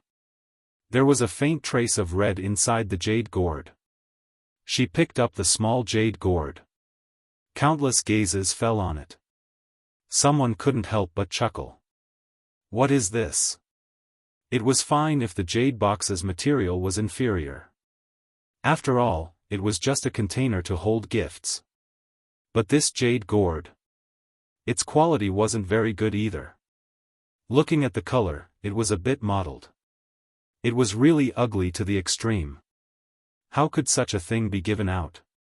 Didn't Sheng Guanyu feel embarrassed? Chu Luiyue's expression was slightly serious. He stared at the jade gourd for a long time before asking, "Father, what's inside?" "That's Chu Ning's blood." Sheng Guanjing suddenly spoke. Everyone didn't know whether to laugh or cry. Blood? So that Chu Ning asked Sheng Guanjing for help and put his blood in that jade gourd?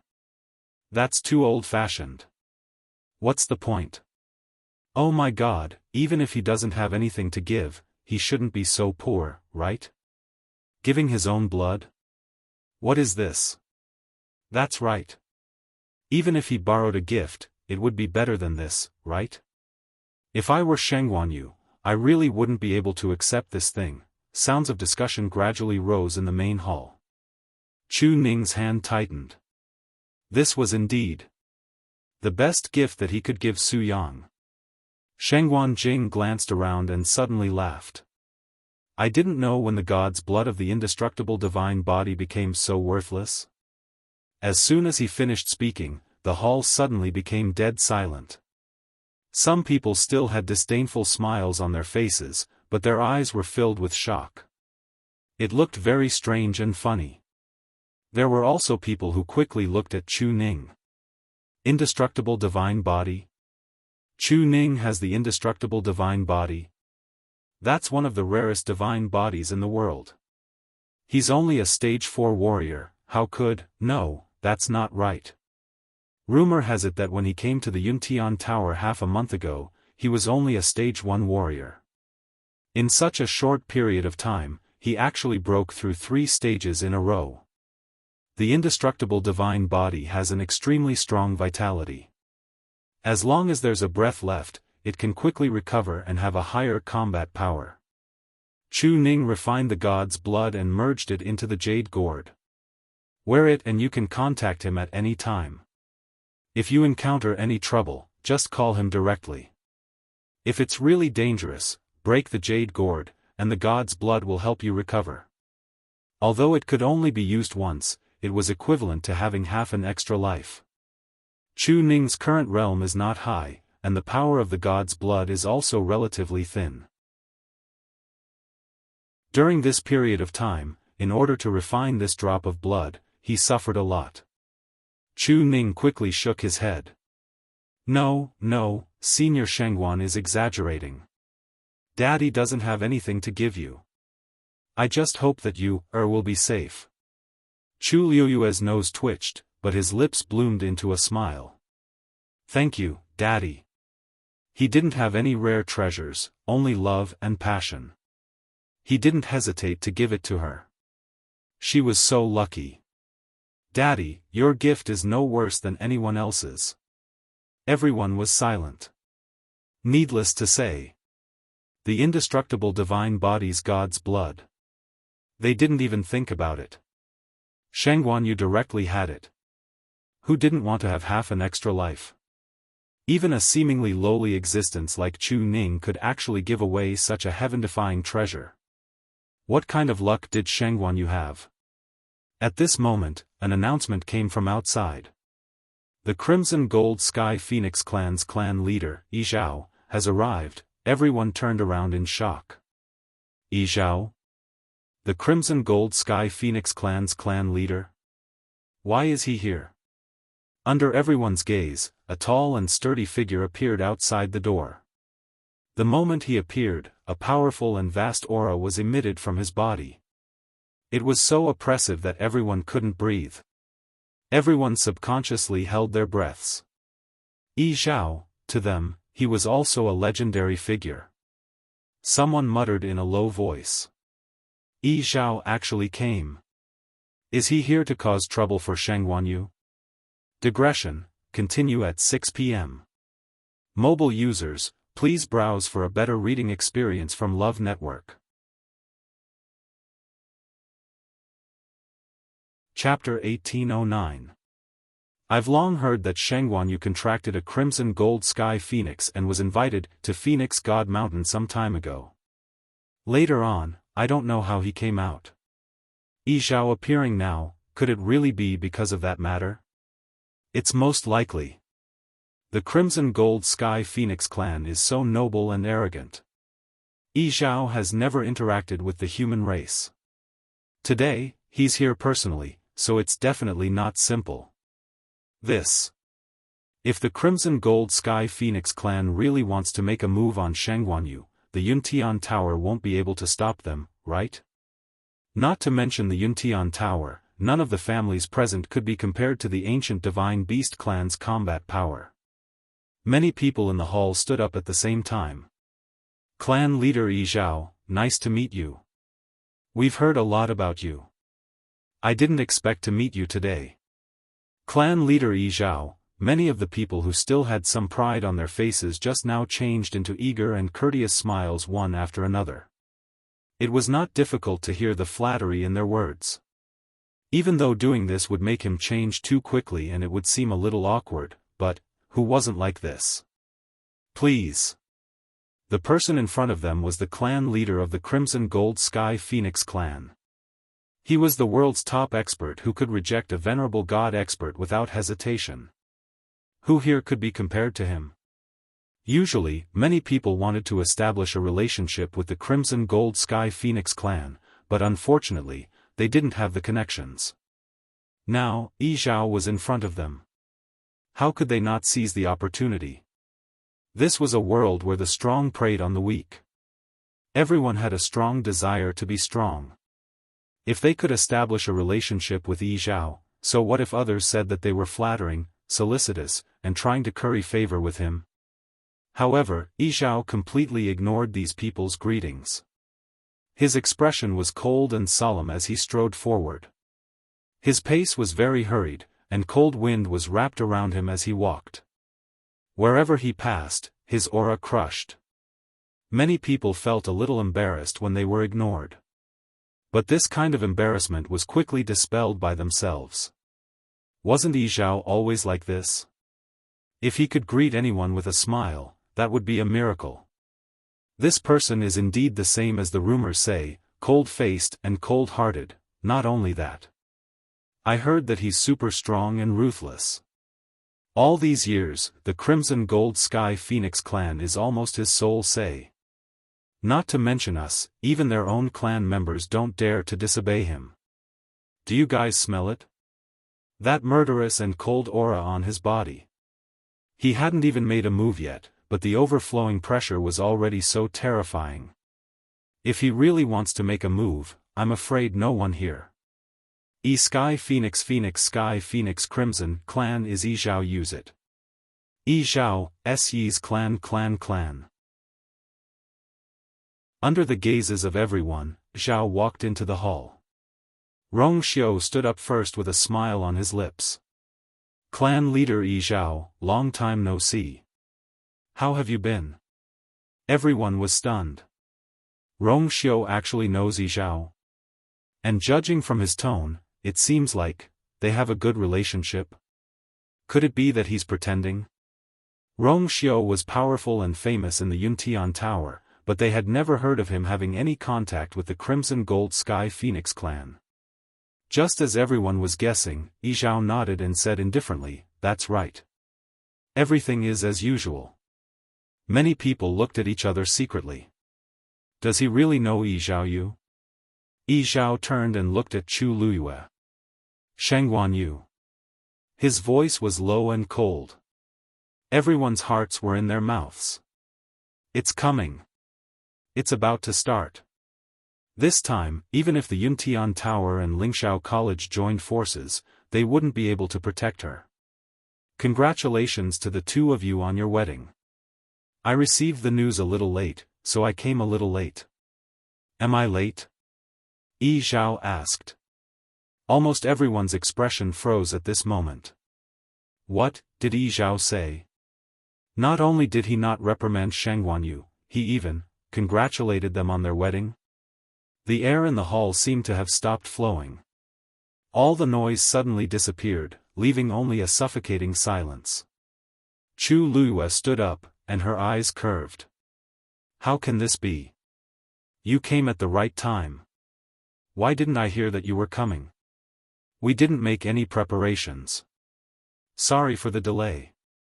Rong Xiu had already ordered someone to prepare a seat for him. His seat was naturally the innermost, closest to the two of them. Of course, he was the VIP of the VIPs. Even if he sat at the top, no one would have any objections. While everyone was still in a daze, they saw a little girl suddenly appear in front of Chu Luyue. The little girl looked to be no more than 3 or 4 years old. She was wearing a reddish-gold lotus leaf dress, and her hair was tied up in 2 round buns with golden bells. Her small face was fair and cute, and people couldn't help but reach out and pinch it. Chu Luiyue gave her a gentle push from behind. Dumpling, go and greet Yi Zhao. Tuanzi was also very surprised. She rushed over with her chubby feet bare. Grandpa clan leader. Her laughter was as clear as silver bells, and Yi Zhao's heart melted. He almost instinctively bent down, stretched out his arms, and caught Dumpling firmly. Then, he lifted her up. She was soft and small in his arms, and there was still a faint milky fragrance on her body. Her smile was bright, and her grape-like big eyes were sparkling. A doting smile finally appeared on Yi Zhao's face that had always been cold and solemn. Dumpling, did you miss Grandpa clan leader? Dumpling nodded vigorously. Yes. Of course.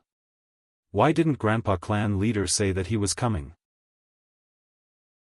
Before Yi Zhao could say anything, a smiling voice came from outside the door. Of course, it's to give you a surprise. At the same time, a figure floated in. Tuanzi raised her head and looked over. Then she smiled even more happily. Grandpa Yu. Everyone present felt as if they were struck by lightning. Yu. One of the 5 great elders of the Crimson Gold Sky Phoenix clan, Yu. Yi Zhao wasn't enough, and now Yu was here too. What was he doing? Yu walked over with a smile and directly reached out to pinch Dumpling's perky nose. Dumpling, did you miss Grandpa Yu? Yes, yes. Dumpling giggled. Elder Yu was satisfied. Yi Zhao glanced at him coldly. Elder Yu was fearless. Dumpling, you don't know, but Grandpa clan leader misses you so much that he abandoned me on the road just now. Hee. Yi Zhao's eyebrows twitched. It seemed that some people were really ungrateful. You're too useless. Their footsteps were so slow, and the wedding ceremony was about to end. Elder Yu coughed and touched his nose. It had been a long time since he was criticized like this. But who asked the other party to be the clan leader? Could he beat him? No, he couldn't. He could only endure it. So Grandpa clan leader misses me that much. Dumpling came to a realization. Then, she grabbed Yi Zhao's beard and leaned over to kiss his face. Dumpling also misses Grandpa clan leader a lot. Mobile users, please browse and read. A better reading experience comes from Love Network. Chapter 1810. Yi Zhao's body stiffened. He was so agitated that his hands were trembling. What had he not seen in his life? Even in the face of death, his heart wouldn't beat so quickly. But this feeling was wonderful. He felt as though his entire body was soaked in a hot spring. It was warm, comfortable, and smooth. In short, there was only one word to describe it: comfortable. At this moment, he even felt that even if Dumpling wanted the stars in the sky, he would find a way to pluck them and give them to her. As long as she was happy. Elder Yu was petrified as he watched from the side. He seemed to have assisted her. He was jealous. But at this moment, the crowd in the hall wasn't just jealous. They were about to go crazy. Everything that had happened in such a short period of time contained too much information. What did that little girl called Dumpling call Yi Zhao? Grandpa clan chief? Didn't that mean that she was the Crimson Gold Sky Phoenix that had contracted with Shangguanyu? No, what happened to the agreement that she was here to cause trouble? What happened to the agreement that the bloodline of the ancient divine beasts wasn't to be sullied? What happened to the agreement that the Crimson Gold Sky Phoenix wouldn't interact with humans and draw a clear line between them? What was going on now? That little girl was clearly contracted with Shangguanyu. Otherwise, she wouldn't have suddenly appeared beside Shangguanyu. Didn't Yi Zhao care about that? And he was so affectionate toward her. Furthermore, didn't Crimson Gold Sky Phoenixes have to wait until they reached adulthood to take on a human form? That little girl clearly looked very young. Someone braced himself and asked. May I ask? Clan Chief Yi Zhao, this time, Yi Zhao finally turned his head and shot him a glance. I forgot to introduce her. This is Dumpling, the young master of our Crimson Gold Sky Phoenix clan. Dead silence. That short sentence was no different from a bolt of lightning that struck the ethereal hall. Everyone was stunned. Their expressions were fascinating. Young master, that little girl was the young master of the Crimson Gold Sky Phoenix clan. No, that wasn't the most important thing. The most important thing was that the young master of the Crimson Gold Sky Phoenix clan was Shengguan Yu's contracted mythological beast. What did this mean? No one knew what this meant. Because such a thing had never happened before. Just a moment ago, they were still thinking that Shengguan Yu might be targeted by Yi Zhao because of the Crimson Gold Heavenly Phoenix. In the next second, Yi Zhao dropped such a bombshell. How could anyone accept this? No, how could there be such a person? It's one thing for you to form a contract with a divine beast, but it's an ancient divine beast. Putting aside the fact that he was an ancient divine beast, he was actually a young master. Normal people wouldn't even dare to dream like that. Chu Luiyue said with a smile. Patriarch Yi Zhao, Elder Yi Yu, please take a seat. Then, she looked at the people in the hall, and her smile became even more amiable and brilliant. Why are you all in a daze? Take a seat. Today is the wedding day of Her Highness and I. We are very grateful that all of you took the trouble to come here. Everyone, please feel free to treat this place as your own home. Who's your own home? We don't have such a relationship with the Crimson Gold Sky Phoenix clan. For a moment, countless people were complaining in their hearts. However, Yi Zhao and Yi Yu were here, so they didn't dare to say a single word. It wasn't until Yi Zhao sat down with Dumpling that everyone sat down again one after another. His seat wasn't stable at all. There was only one thought left in most people's minds now. Offending Shengguan Yu was equivalent to offending Dumpling. Offending Dumpling was equivalent to offending the entire Crimson Gold Sky Phoenix clan. If they were blind and killed Shengguan Yu, it would be equivalent to killing the young master of the Crimson Gold Sky Phoenix clan. According to Yi Zhao's character, it wouldn't be enough to wipe out the entire clan 10 times. What the heck? Shengguan Yu has such a background? Why didn't I hear anything about it before? That's right. Everyone thought that she offended the Crimson Gold Sky Phoenix clan. Who knew that she had contracted their young master? This is really something. Who can afford to offend such a powerful backer? But why would Yi Zhao agree to this? This doesn't make sense. You want to know? Go and ask him yourself. Anyway, I don't want to know. What's the use of knowing? Let's think about whether we offended that person just now. Who the hell told me that Shengguan Yu is of a lowly background and has no one to rely on? I'll kill him when I get back. If that's called not having a backer, then let's not live anymore. Yi Zhao's appearance and declaration of his position caused everyone's attitude to take a 180-degree turn. It couldn't be helped. A strong fist was the highest truth. At this moment, no one cared about why Yi Zhao was so open-minded about contracting Dumpling with Shengguan Yu. He had already said that he was their young master and even came to support them. Wasn't that enough? Dumpling nestled in Yi Zhao's arms, beaming with joy. Seeing that she was fine, Yi Zhao and Yi Yu were also relieved. In fact, a large part of the reason why they decided to come this time was because Dumpling said that they had gone to Divine Dragon Island. Even though Dumpling said that she was fine, they were still worried. After thinking about it, they still came. In addition, this way, Shengguan Yu and Dumpling would have less trouble traveling in the Divine Ruins world in the future. Killing several birds with one stone, why not? Yi Zhao said, "Oh, right. By the way, our Crimson Gold Celestial Phoenix clan has also brought a small gift for your wedding." As he spoke, he nodded at Elder Yi Yu beside him. Elder EU stepped forward with a smile and handed over a jade bottle. This is the spring water condensed in the frost cave on Godly Phoenix Mountain. It's only produced once every 100 years, and it's extremely beneficial for cultivation. This is a small gift to show our respect. A trace of shock flashed across Chu Liuyue's eyes. She knew about this item. Back then, that god-level expert had gone to Godly Phoenix Mountain to ask for this item. And at that time, he had only asked for a few drops. In the end, he hadn't even been able to enter Godly Phoenix Mountain, let alone obtain the spring water from the frost cave. She didn't expect that not only did Yi Zhao and the others come personally, but they also brought such a generous gift. Chu Luyue received it with both hands and thanked them solemnly.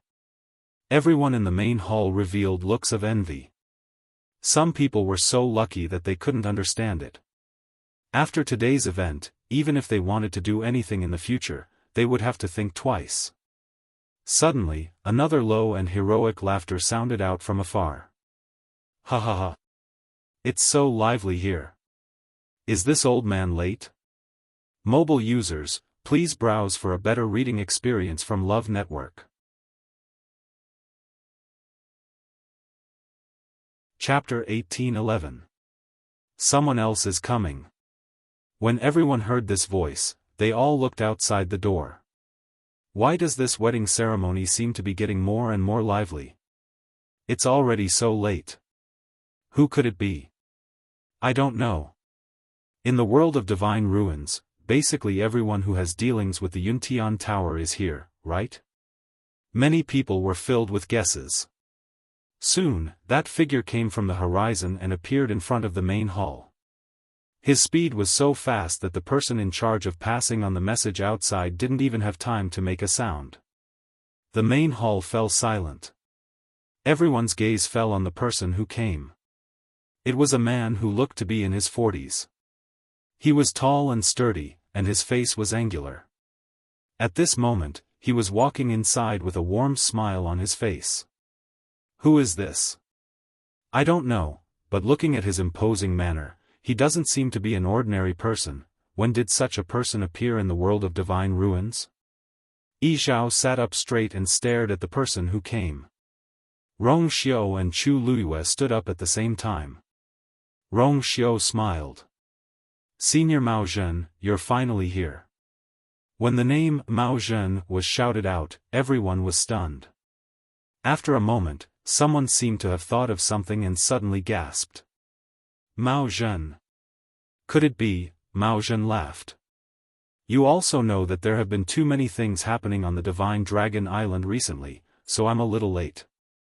But don't worry, this old man didn't forget to bring this wedding gift. His voice was full of energy, and it echoed clearly in the entire main hall, falling into everyone's ears. When they heard Divine Dragon Island, almost everyone's expression changed. Wasn't that the Great Phoenix Dragon's territory? Then, they remembered that Rong Xiu had called him Senior Mao Zhen. Isn't that the Great Phoenix Dragon's genius from 1,000 years ago? Mao Zhen. Mao Zhen. How could it be him? Rumor has it that he's not crazy. That person didn't dare to say the rest of the words. Because Mao Zhen had already heard the words and looked over. He still had a smile on his face, but when his gaze swept over, it carried a powerful pressure that made one's heart tremble. It seems that everyone is not very well informed. Mao Zhen looked around and raised his eyebrows. Since everyone is here today, there are some things that I would like to tell you about. I'm Mao Zhen, and I'm also the new Great Phoenix Dragon's patriarch. In the future, when you meet again, please don't mistake me for someone else. Patriarch? Someone couldn't help but ask. Isn't the patriarch of the Great Phoenix Dragon's patriarch? Mao Zhen casually waved his hand and said with a faint smile. Mao Zhen? He killed and framed his own kind, he is a sinner of the Great Void Phoenix Dragon race. Now, he had been stripped of his dragon scales and imprisoned. Why? Do you want to meet him? The person who asked the question instantly turned pale. No, no. I was just casually asking. The other people's reactions were not much better than this person's. It was like a sudden clap of thunder. Mao Zhen, who was rumored to have died a long time ago, suddenly appeared and immediately became the clan leader. On the other hand, Mao Yang, who had been the clan leader for hundreds of years, became a sinner overnight and was even sentenced to death. In fact, they couldn't be blamed for not being informed. It was really too difficult to find out about the Great Phoenix Dragon's patriarch. The Divine Dragon Island's geographical location was special. Ordinary people didn't know where it was. In addition, the Great Phoenix Dragon's patriarch had always been arrogant.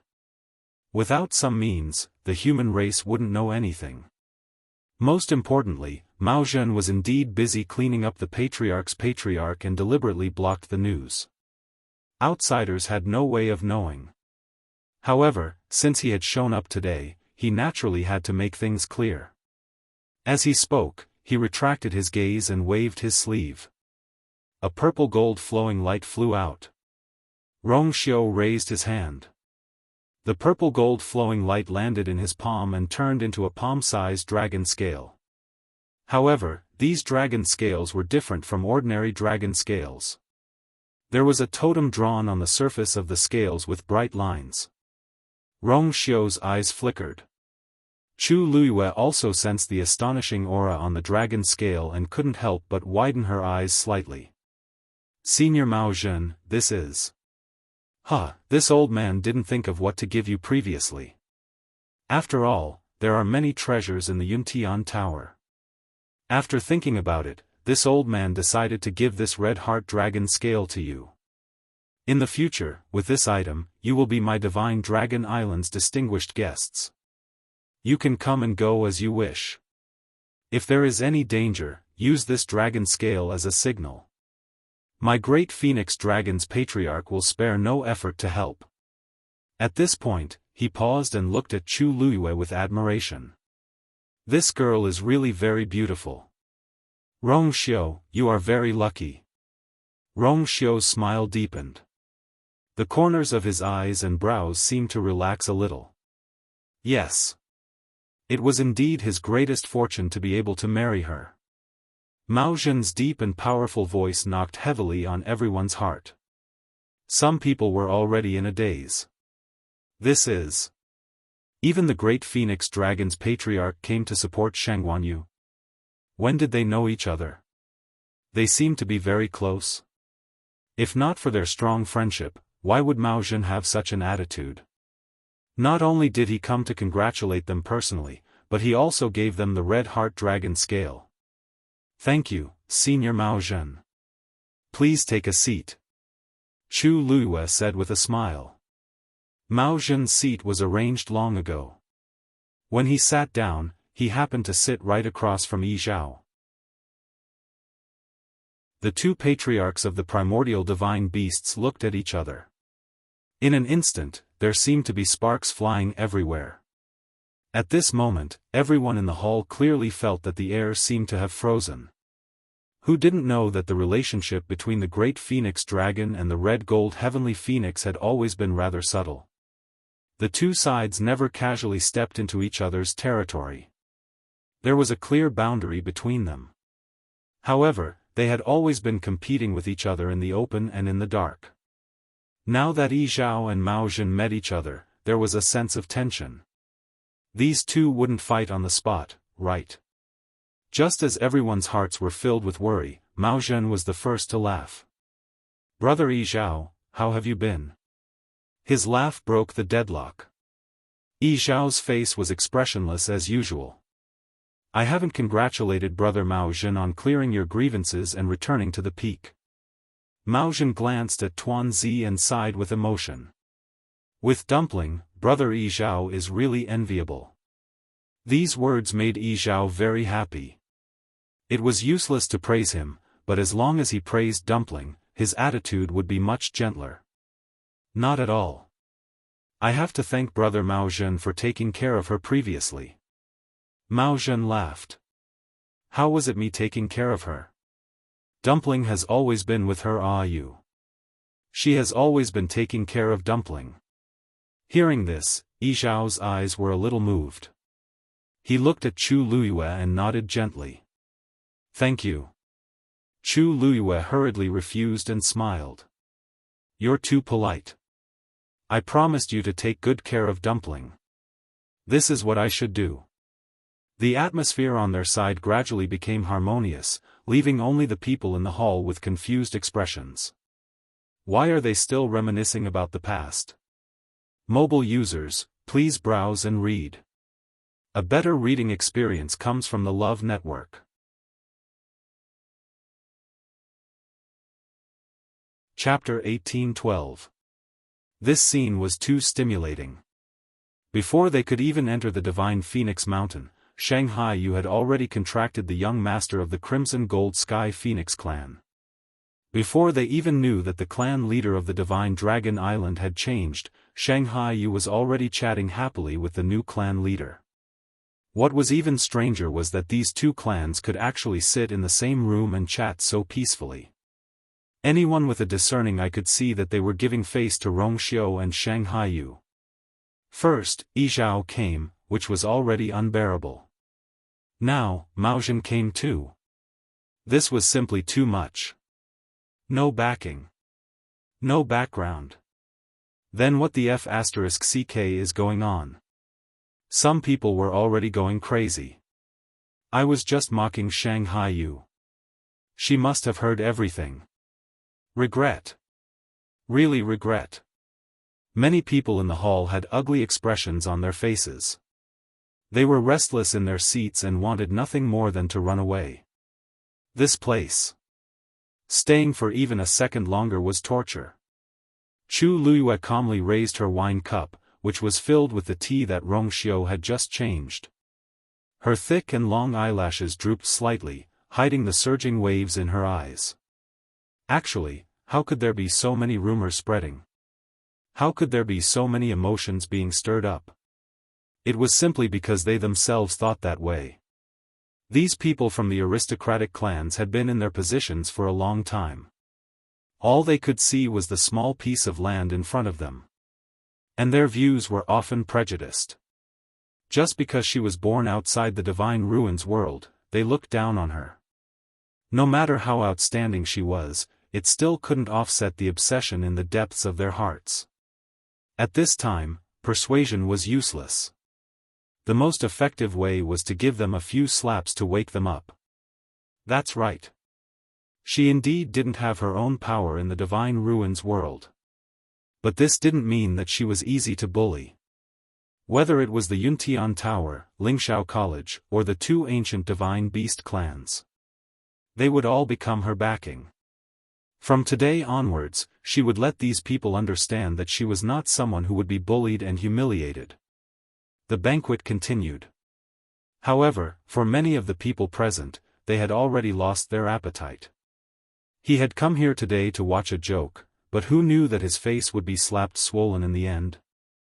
However, he had to endure this slap. Whether it was the Crimson Gold Heavenly Phoenix or the Great Phoenix Dragon, they were not people they could afford to offend. Thus, those who were happy became happier, and those who were depressed became even more depressed. Rongxiu and Chu Luyue didn't care about this. In any case, he had already achieved his goal. Nothing else mattered. If you truly came to congratulate them, they would welcome you with open arms. If you came here with other intentions, then you can't blame me. Suddenly, a figure rushed into the main hall. Your Highness, Princess Consort, there are two guests. Rongxiu narrowed his eyes slightly. Those who were supposed to come today were already here. Who else would appear? Furthermore, from the looks of it, the other party's identity was somewhat unusual. Who are you? Rongxiu asked faintly. That person hurriedly said. They said, they are from the Nan family. As these words fell, many people subconsciously stopped what they were doing, looking surprised and doubtful. The Nan family? That Nan family? Rongxiu's expression became a little colder. Chu Luiyue raised his eyebrows slightly, put down the wine glass, and raised the corner of his lips into an ambiguous smile. It seemed that they hadn't stopped yet. Hadn't they suffered enough from before? Rong Xiu leaned back, his eyes cold. Drive them out. Digression, 11:30 p.m., mobile users, please browse and read. A better reading experience comes from Love Network. Chapter 1813. That person hesitated for a moment before speaking. Your Highness, the two of them said that they're here to deliver a congratulatory gift after hearing that you're celebrating a joyous occasion today. Rong Xiu glanced at him indifferently. The silent pressure caused that person's heart to tremble, and he swallowed the rest of his words. Yes. After saying those words, that person quickly left. Many people in the ethereal hall glanced at one another. The Nan clan. Why are they here? If I recall correctly, the Yuntian Tower doesn't have much interaction with them, right? Why are they here all of a sudden? However, it seems like the Yuntian Tower doesn't welcome them. The Nan clan has always been arrogant, so what's the meaning of this? And the Yuntian Tower doesn't seem to care about them at all. The Yuntian Tower has the Crimson Gold Celestial Phoenix and the Great Illusionary Dragon as their backing now. Who else can possibly catch their eye? You're right, in the world of God, there were many sects and clans, and the various powers were entangled with one another. It was common for the weak to rely on the strong. Without a doubt, the two primordial divine beast clans were the two thickest thighs in the world. And now, they were being embraced by the Shangguanyu alone. What else was there to say? This small interlude was quickly forgotten by everyone. Outside the barrier of the Yuntian Tower, Luo Yan's face was cold. Nan Yi stood behind him and shook his arm with an aggrieved expression. She really wanted to go in. Luo Yan turned around and patted her hand comfortingly. Then, he looked at the guard in charge of guarding the barrier. We're really here to congratulate you. The black-armored guard looked at Luo Yan coldly. His Highness' intentions are clear. The Yuntian Tower doesn't welcome you. Please leave quickly. If you continue to pester us, don't blame us for being impolite. Luo Yan's chest was burning with rage. He had never suffered such humiliation in all these years. Yet, he had been thwarted time and time again by the Rong Xiu and the Shangguanyu. However, this was the other party's territory, and it wouldn't do them any good if a fight broke out. Luo Yan took a deep breath and pulled Nan Yi away. Let's go. Nan Yi wanted to struggle again, but when she looked up and saw Luo Yan's angry face, she knew that he was really angry. She didn't dare to do anything else and could only follow him obediently.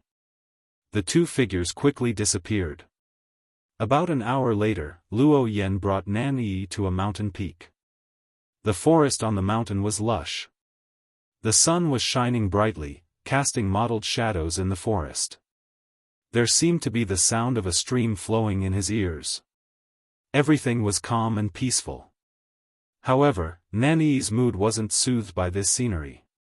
Along the way, she followed behind Luo Yan with her head lowered silently. Luo Yan only stopped when he reached a relatively flat area. As soon as he turned around, Nan Yi looked up and only then did he see the tears on her face. Luo Yan's heart instantly felt as if it had been pricked by something, and his voice softened a lot. I've already said that this method won't work. We've already made such a fuss with them before, so why would they still be in contact with us? Besides, today is their wedding day. If it were him, he would definitely make the same choice. Nan Yi had always been very smart. He didn't know why she was so persistent this time. She knew that there was a wall in front of her, but she still wanted to hit it hard. Nan Yi pursed her lips as tears kept falling. Ever since she couldn't speak, she didn't want to make any sound, including crying. It would only make her feel tormented and painful. Luo Yan patted her shoulder gently and sighed. I know you hate him. But you haven't recovered from your injuries yet. Even if you want to take revenge, you don't have the ability to do so, right? And, for some reason, the family head is obviously very afraid of Rongxiu. If we act rashly, I'm afraid that the Nan family will also. Nan Yi turned her head away. She didn't want to care about this. She only knew that her tongue had been cut off and she couldn't speak anymore. No one else could understand her pain, so how could they be in a position to comfort her? Seeing her like this, Luo Yan knew that it was useless to persuade her, so he didn't say anything. He had already brought her here according to her request, but he couldn't do anything more. She still needed to slowly digest this kind of thing herself. Nan Yi suddenly walked towards the middle of the mountain. Luo Yan frowned and immediately followed. Where are you going? Nan Yi didn't stop and just walked forward.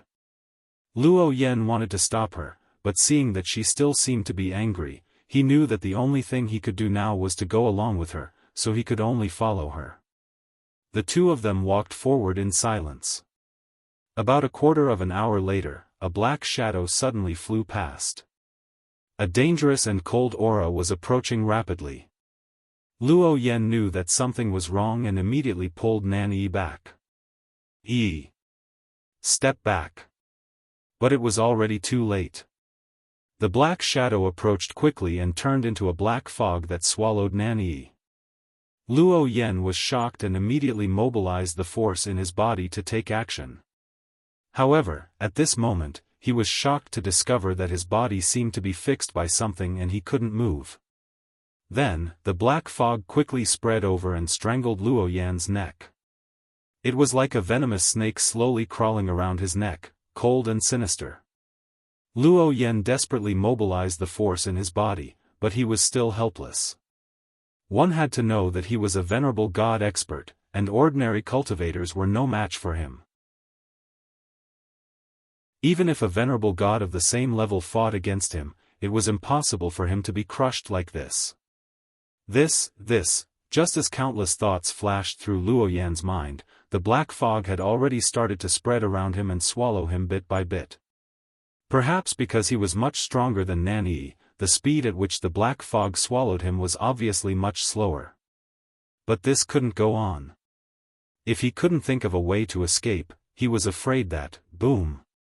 A powerful force suddenly erupted from Luo Yan's body. The violent force spread out in all directions, causing the black fog to disperse.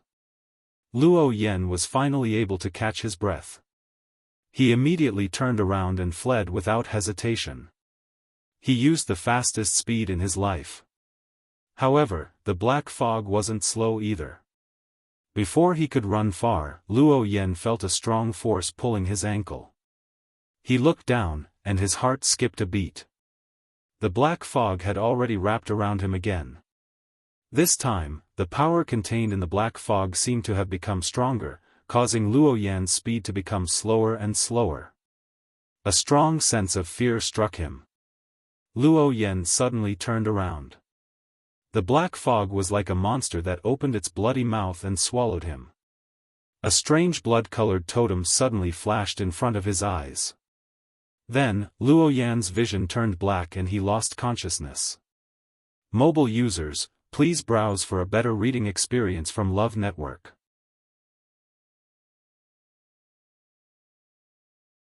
Chapter 1814. The figures of Nan Yi and Luo Yan both disappeared into the forest. As for the dense and strange black mist, it gradually dissipated and vanished without a trace after swallowing the two of them. The forest was quiet. A breeze blew, blowing the mottled shadows of the trees. The stream gurgled, and the ornaments jingled. Everything had returned to how it was in the beginning. As if nothing had happened. A black swamp spread out endlessly. There were grayish-white reeds swaying in the wind. At a glance, the world was boundless. Nan Yifan stood at the edge of the swamp. If he walked any further, he would step into this dark and terrifying swamp. A cold and gloomy aura came from all directions, including him. There was also a faint smell of blood mixed with the smell of something rotten, which was nauseating. Nan Yifan frowned, suppressing the churning between his chest and abdomen. If it weren't for Yuxing, he wouldn't have come to this place, but now, there was no other way. The head of the Nan family, Nan Yifan, requests an audience with the sect master. He cupped his fists, his attitude respectful and polite. A cool breeze blew, and the reeds fluttered. But there was no response. Nan Yifan continued. The head of the Nan family, Nan Yifan, requests an audience with the sect master. There was silence all around. Nan Yifan hesitated for a moment, then lifted his clothes and knelt on the ground. The head of the Nan family, Nan Yifan, requests an audience with the sect master. In this empty world that seemed to have been abandoned by the world, Nan Yifan's voice sounded particularly lonely and helpless. But he seemed to have expected this situation. He just gritted his teeth and begged again and again. From day to night. From night to day. He knelt at the edge of the swamp and begged for a day and a night. When his voice became hoarse and he was almost unable to speak, the reeds in front of him finally began to sway violently. Pieces of white floss flew up and fell into the black swamp, and were quickly swallowed by the surging mud. Vaguely, white bones could be seen. Nan Yifan pretended not to see it. He just raised his head and stared straight ahead with bloodshot eyes. The surroundings seemed to have become quieter. Nan Yifan's heart seemed to be tightly gripped by something, and the blood in his body seemed to have stopped flowing at this moment. His throat was burning with pain, his body was stiff, and his mind was blank. But at this moment, he couldn't care less about that. Finally, a low and hoarse voice sounded. Nan Yifan? What are you doing here? Nan Yifan's pupils shrank. Even though the other party did not reveal himself, just hearing this voice was enough to make him excited. He said at once, "Sect leader, please save my son's life." That voice seemed to laugh. Nan Yuxing's Yuan meridian has been severed and he is now a cripple. Even if he forcefully recovers his Yuan meridian, he will only be able to recover 30% of his original talent. You don't have to spend so much effort. Nan Yifan instantly felt like he had fallen into an ice cave. How can it only recover 30%? Lord Sect Leader's divine abilities. If it was an ordinary person, it wouldn't be a problem. But the key point is, the one who did it this time was Rongxiu. He wanted your son to suffer a fate worse than death, so he used some special means. Even if it was me, it would take a lot of effort to completely deal with him. Nan Yifan's eyes lit up as if he had grasped onto the last straw. Lord Sect Leader still has a way. But before he could continue, the other party continued. But why don't you think about it? Nan Yuxing is worthy of me using my full strength. Nan Yifan's heart turned cold. Using my full strength, not to mention Nan Yuxing, even he was not worthy. But, if that was the case, wouldn't Nan Yuxing be finished? Nan Yuxing was bent on seeking death. Even if he recovered 30% of his talent, he would not be able to accept it. How could a prideful person like him accept becoming a cripple? He could not even accept becoming an ordinary person. These two situations were equally painful for people like him. So, it still doesn't work. Nan Yifan's expression was dejected and defeated. He had already abandoned all his dignity and pride to come here and ask for help. But, it still didn't work. When he thought of the scene of Nan Yuxing begging him to help, his heart couldn't help but tremble. In this world, there was probably no parent who could accept this. Rongxiu, even I won't easily make a move against him. Your good son and daughter are very bold. How dare they provoke him again and again? They are really courting death. There was a hint of mockery in the voice. They can only blame themselves for this. Nan Yifan's face was pale and his cracked lips trembled violently. Of course, he knew all this. But, how could he have thought that Nan Yuxing and Yi would encounter Rongxiu in the god-slaying tomb? Furthermore, for various reasons, he had even gotten into a fight with them. Even though he had tried his best to make up for it after he found out about this, it was obviously useless. Is there really no other way? Nan Yifan murmured in despair. Actually, it's not that there is no other way. It just depends on whether you are willing to do it or not. The voice said slowly. Nan Yifan suddenly raised his head. Please give me some pointers, sect leader. The other party seemed to smile again, but he did not directly answer the question. Instead, he changed the topic and asked him a question. If I remember correctly, your daughter's talent seems to be pretty good? Nan Yifan nodded in a daze. Yes. Yi's talent is also very outstanding. Originally, I had high hopes for her, but unfortunately, her tongue. Suddenly, he seemed to have realized something and his eyes widened. Wait. Sect leader, could it be? This time, the other party's laughter sounded very happy. You are very smart. They are related by blood, which is much more convenient. If your daughter's talent is transferred to your son will naturally recover. However, your daughter will become a complete cripple in the future. It's all up to you to decide. You can think about it carefully.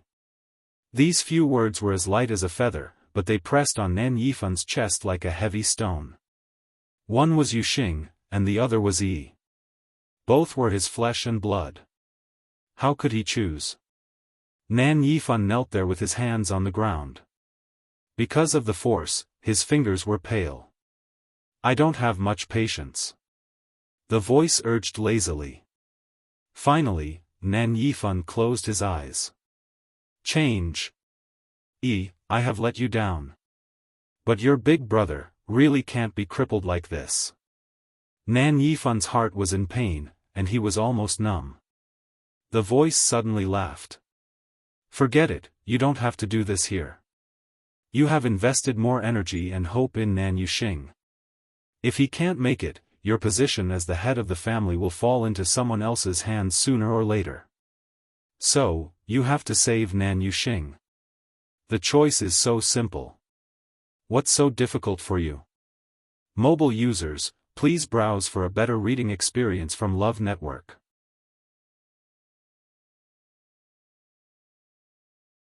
Chapter 18:15. These words were like an extremely sharp knife that ruthlessly pierced through Nan Yifan's last cover. He peeled off his skin and flesh, revealing his bloody insides. His body swayed, but his face turned even paler. However, even he had to admit that the other party was right. All these years, on the surface, he seemed to dote on Nan Yi more, but in reality, he had always placed his hopes of inheriting the heavy responsibility on Nan Yuxing. If Nan Yuxing died, all his hard work over the past few decades would be in vain. So now, he finally made this extremely difficult decision. Nan Yifan fell to the ground. All his strength seemed to have been sucked out by someone, and his entire body was shrouded in a layer of despair. You made a wise decision. The other party praised him. Nan Yifan gasped for breath and said weakly, that's right. I want to go back first and talk to Yi. Why go through so much trouble? The other party interrupted him. I know you're a smart person, so I've already brought Nan Yi over. Nan Yifan suddenly looked up. A gust of wind blew past, and the reeds swayed. In the depths of the black swamp, a black fog wrapped around a person and flew over. Nan Yifan recognized at a glance that the person inside was his daughter, Nan Yi. Sect Master. This. After the shock, Nan Yifan couldn't help but feel a strong anger in his heart. Had he already set his sights on Yi? Don't be in a hurry to be angry. Your precious daughter has a lot of thoughts. When I found her, she wasn't in the Nan family, but on a mountain peak not far from the Yuntian Tower. At this time, she still thinks that she can rely on her own ability to take revenge. Nan Yifan pursed his lips tightly and didn't say anything. This was indeed something that Nan Yi would do. In the past, when she was a little arrogant and willful, he would at most criticize her a little and had never really taken it seriously. It was probably because of this that he raised her to be so naive and even to the point of stupidity. He looked at Nan Yi, who was trapped in the black fog. At this moment, her eyes were tightly shut, and she seemed to be still unconscious. As if she had sensed something, Nan Yi frowned. Her eyelashes fluttered slightly. He was about to wake up. "Do you still want to talk to her?" the voice asked. Nan Yifan clenched his fists so tightly that his bones creaked. Finally, he let go of his hand. "No need." These two words seemed to have used up all of his strength. In the next second, the black fog quickly entered Nan Yi's body. Chi! In an instant, blood splattered everywhere.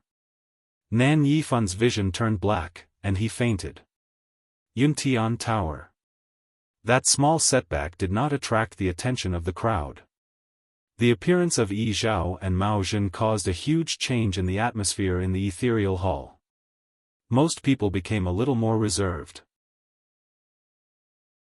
In fact, there were many people here who wanted to take the opportunity to get close to him and establish a relationship with him. After all, they usually didn't even have the chance to meet these two. Now that he had finally encountered one, he naturally did not want to waste this opportunity. However, this matter was easier said than done. There were simply too many people in the ethereal hall. Those who were able to appear here were basically all reputable figures in the Divine Ruins world. They knew very well that at this time, whoever stepped forward first would be the most eye-catching.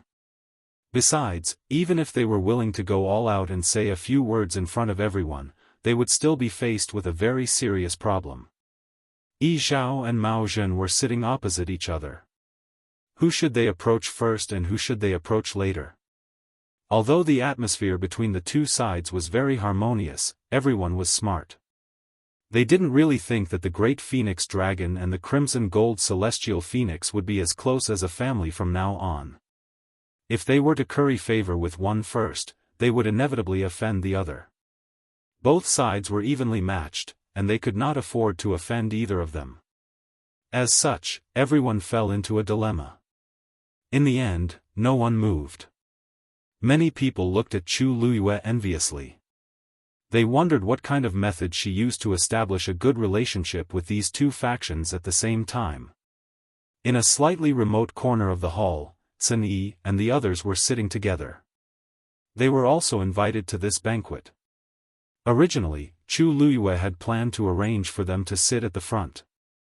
After all, there were not many people on her side, and Sun Yi and the others had been with her for many years and had gone through life and death with her. In her heart, the 13 Yu tribe was no less important than her family. No, it should be said that she had long regarded them as her family. She wanted to give them the best. However, this suggestion was rejected by Sun Yi.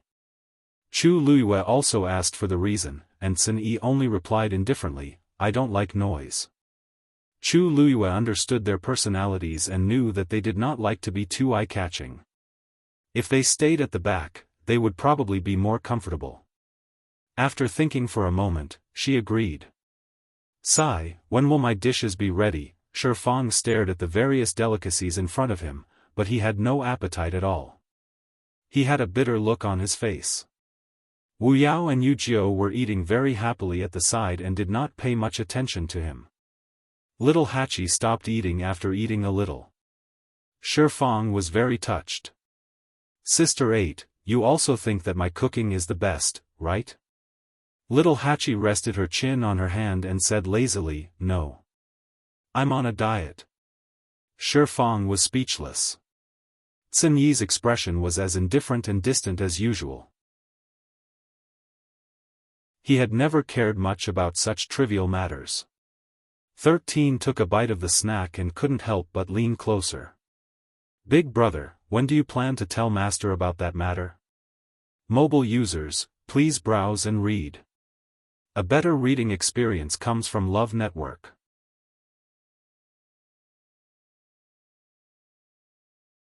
Chapter 18:16. Sunny glanced at him. Eat your food properly. 13 shrunk his neck and said obediently. Oh. Looks like Big Brother doesn't intend to say it for the time being. However, Big Brother has always been a strategist, so he definitely has his own plans. It's not my place to worry. 13's gaze landed on the wine glass beside him. Inside, there was clear wine that glowed with light. He licked his lips, his eyes filled with curiosity. Big Brother, can I drink? Sunny didn't turn around. No. 13 had expected this outcome, but he still hesitated and struggled. Then, just one mouthful? Sunny glanced at him. If you beat me, I'll let you drink. 13 was instantly discouraged. Big Brother said that every time. In the past, he didn't have any experience. Every time he felt that he had improved, he would think that he could win and excitedly run to compete with Big Brother. Then, he would return in defeat. Without exception. If he wanted to beat Big Brother, God knows how long it would take. Seeing his dejected expression, Shifang couldn't bear to see him like this. Big Brother, 13 is still a child. It's fine to let him drink just one mouthful. There are so many of us here. Little Hachi's beautiful eyes flickered as she gave Shifang a thumbs up. A true warrior. Not only did he dare to suggest to Big Brother, but he also dared to suggest letting 13 drink. Shifang's heart skipped a beat when she looked at him like this. Only then did he recall some tragic past and hurriedly try to salvage the situation. No, no. What I mean is, if Big Brother thinks it's inappropriate, then forget it. Forget it. 13, if you really want to drink, how about I make rice wine for you? 13 revealed a rare speechless expression. Little Hachi rolled her eyes again. Wu Yao finally stopped eating. Yu Jiu poked him. 13 is confused. Is Shifang also confused? Could it be that Shifang had become stupid from farming? How could he say that? Wu Yao swallowed the last mouthful of meat and sighed. This rice is really delicious. Unfortunately, he couldn't eat it today. Shifang. Sun Yi suddenly spoke. Shifang shuddered all over. Hey, Big Brother. You are not allowed to eat for a month. Shifang's face instantly collapsed. No, Big Brother, I really didn't mean that. Just listen casually, don't take it to heart. The vegetables I grew over there will be ready to eat in a few days. After all, he had been starving for a long time. How was he going to survive if this continued for another month? However, Sun Yi did not care whether he lived or died. 13 revealed a guilty expression. 10th brother, I'm sorry, if it weren't for him, Brother 10 wouldn't have been punished like this. For a moment, 13 felt wronged and guilty. He just wanted to give it a try. Master doesn't like you drinking. Sun Yi suddenly said calmly. 13 was stunned. He raised his head to look at him in surprise. Really? He had never heard his master mention it before. Sun Yi frowned. The last time you accidentally drank wine, master was worried for a few days. Sun Yi's face immediately turned red. Although it had been a few years and he couldn't really remember what had happened at that time, it would be better if he didn't make his master worry. Big Brother, I was wrong. 13 lowered his head and obediently admitted his mistake. Sun Yi nodded in satisfaction.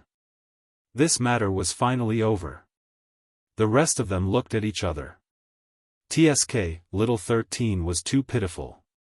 Master didn't even know that he drank, let alone whether he liked it or not. In terms of scheming, who could be Big Brother's match? Poor Eva. Sun Yi looked up at Chu Luyue, who was sitting at the head of the table. Digression, this is the last update on the 11th. It will be updated at noon on the 12th. Mobile users, please browse and read. A better reading experience comes from AI Network.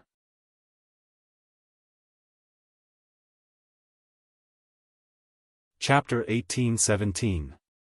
She was dressed in a red wedding gown with a phoenix coronet on her head. Her features were as beautiful as a painting, and her skin was as fair as jade. All the light in the surroundings seemed to fall on her body. She was magnificent, nothing more than that. Sun Yi smiled and retracted his gaze. The wedding banquet lasted for a very long time. Yi Zhao and Mao Zhen stayed for a while longer before taking their leave. They rarely interacted with humans, and it was already a rare occasion that they were willing to pay a visit to Rongxiu and Sheng Guanyu. Yi Zhao didn't like such a lively scene, but seeing that Dumpling was fine, he was relieved. In the end, he bade elder Yi Yu farewell. Mao Zhen was in a better state. After being trapped in the coiling dragon pillar for 1,000 years, he had been very lonely. On top of that, he had been busy dealing with the problems that Mao Yang had left behind on Divine Dragon Island. It was rare for him to have some free time, so he decided to stay here for a while longer. It was only in the afternoon that he finally left. After the two of them left, the atmosphere in the ethereal hall finally returned to normal. Many people heaved a sigh of relief, but they couldn't help but feel a little regretful. It was rare for them to meet the two of them, but they didn't even get a chance to speak to them, let alone build a relationship with them. Obviously, they were here to support the two people who were getting married today. Faced with such a situation, what else could they do other than feel envious? Eventually, the crowd bade their farewells one after another, and it was only in the evening that all of the guests finally left. At night, there was a grand display of fireworks. Everyone gathered at the square in front of the ethereal hall. In the dark night sky, countless brilliant fireworks bloomed one after another. The entire Yuntian Tower was ablaze with lights, and it was immersed in a lively atmosphere. Chu Luiyue raised her head to look at this scene. Rongxiu turned to look at her. The fireworks illuminated her face, making it seem as clear as jade. It made her eyes seem as if they were filled with a myriad of stars. He held her hand tightly, and their fingers intertwined. "Yue, what are you thinking about?" Chu Luiyue turned to look at him. "I'm thinking about you." Her red lips curled into a smile as her eyes curved into crescents. "Husband, I'm thinking about you." Rongxiu's heartbeat stopped for a moment. There were no words more touching than this one sentence from her. A moment later, his eyes flashed and he moved closer.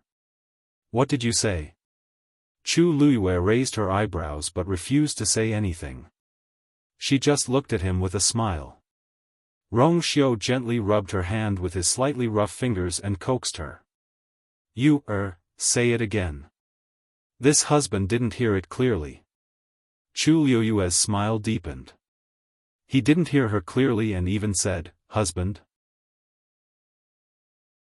Seeing that she was unwilling, Rongxiu's eyes deepened. After that, a wisp of a smile that carried deep meaning appeared on his handsome and devilish face. He took her hand and turned to leave. Yanqing, who was standing at the side, saw this and immediately stepped forward. "Your Highness."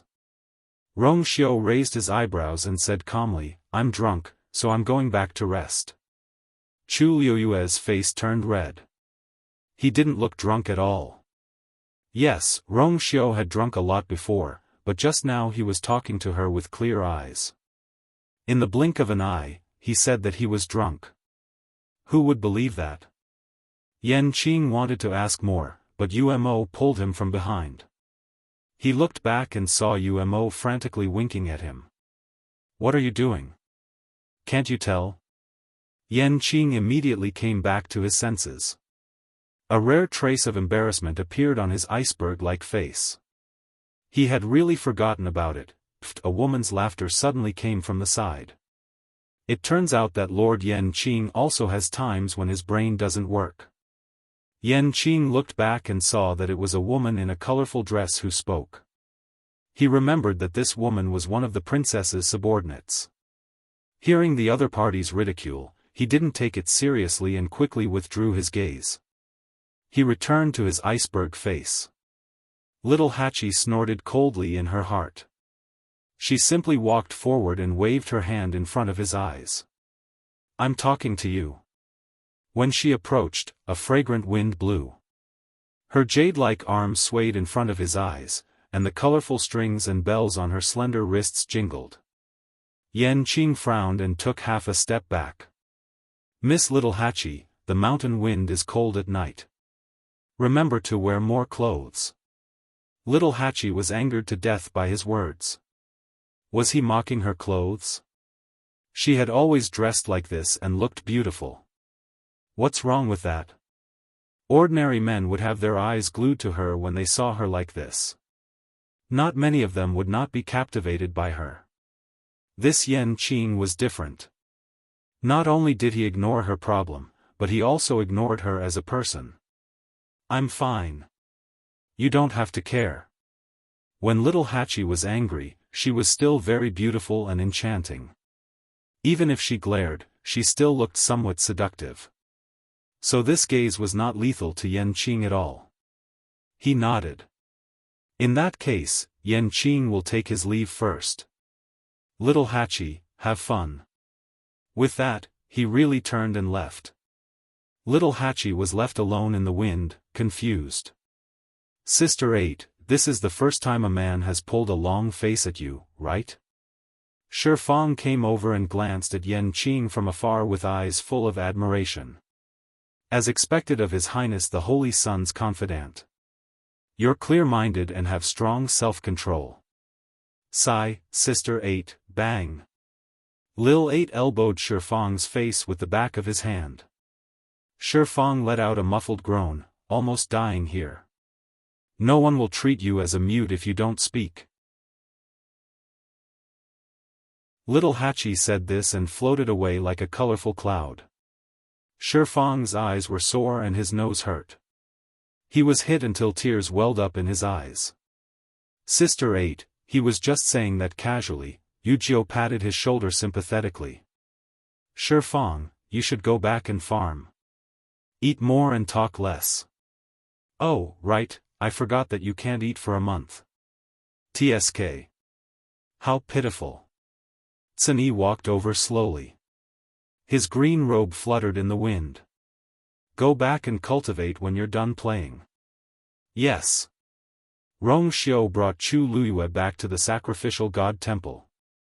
The mountain wind blew on his face, and it took a lot of effort to blow away some of the heat. However, Chu Luyue's heart was still beating rapidly. Fortunately, not long after the fireworks started, Taizu and the others went back. Otherwise, this scene, Rong Xiu, the sacrificial god temple was also decorated luxuriously because of the wedding. Glass palace lanterns hung from the ceiling, and a faint glow shone down, reflecting a brilliant light. "Greetings, Your Highness." "Princess." The black-armored soldiers on guard bowed one after another.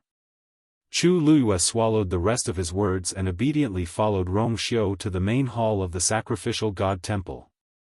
This was Rong Xiu's residence. She had stayed here for a period of time before, so she was quite familiar with this place. However, she wasn't familiar with Rong Xiu like this. The room had already been redecorated. The bed was covered with a dragon and phoenix quilt, and the gauze curtain hung down. The red candles burned brightly, and light and shadow intertwined. Everything seemed to be shrouded in a layer of indescribable ambiguity. Chu Luyue was stunned for a moment. Click.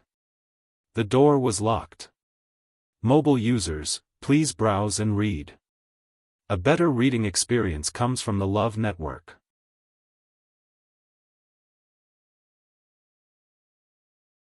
Chapter 1818. Chu Luyue's heart suddenly jumped along with the candlelight. The sound of footsteps approached from behind, as if stepping on her heart. Until a pair of arms wrapped around her waist from behind. Rong Xiu held her in his arms, gently rested his chin on her shoulder, and sighed. They could smell each other's breaths. There was indeed an intoxicating smell of alcohol on his body. Mixed with the faint cold fragrance, it seemed to create an irresistible fatal attraction. Chu Luyue suddenly felt relieved.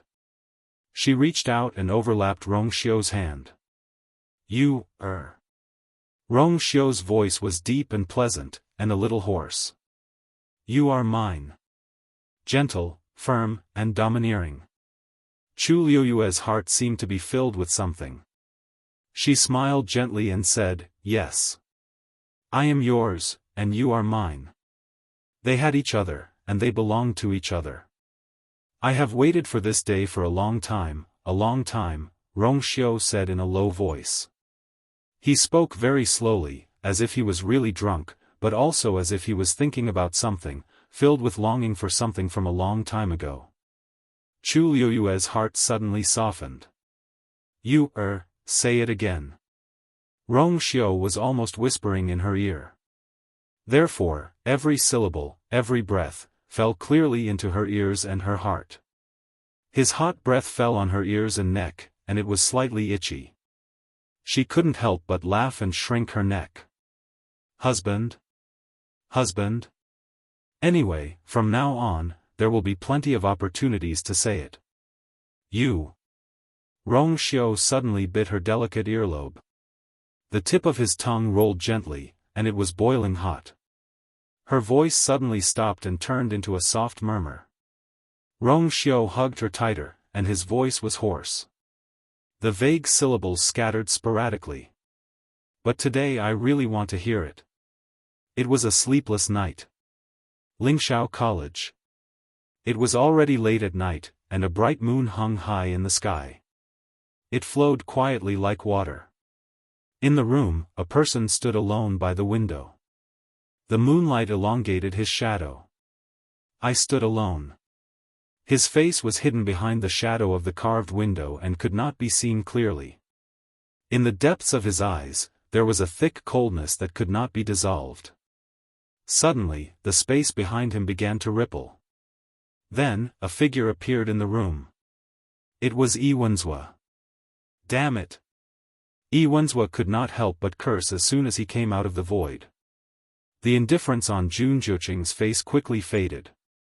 He raised his eyebrows slightly and turned to salute. Master, you're back. That devilish and flirtatious face had already returned to its usual expression. Yi Wenzhua did not notice this. He slammed the table angrily. This pair of master and disciple are really cunning.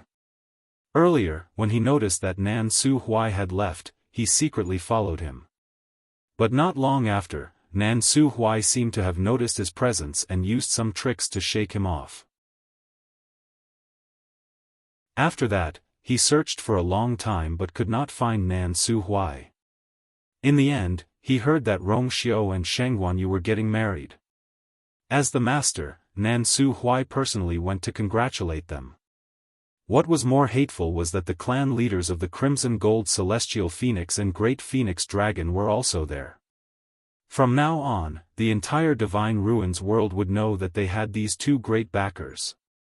It would be even more difficult to deal with them. That Sheng Guanyu, I don't know what tricks she used. Not only did she make Yi Zhao agree to continue the contract with the Crimson Gold Celestial Phoenix, but she also made Yi Zhao choose her as the young master.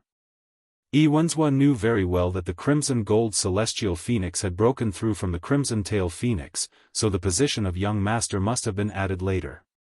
What were Yi Zhao and the elders of the Crimson Gold Celestial Phoenix clan thinking? Why would they choose a Crimson Gold Celestial Phoenix who had already contracted with a human to be the young master of their clan?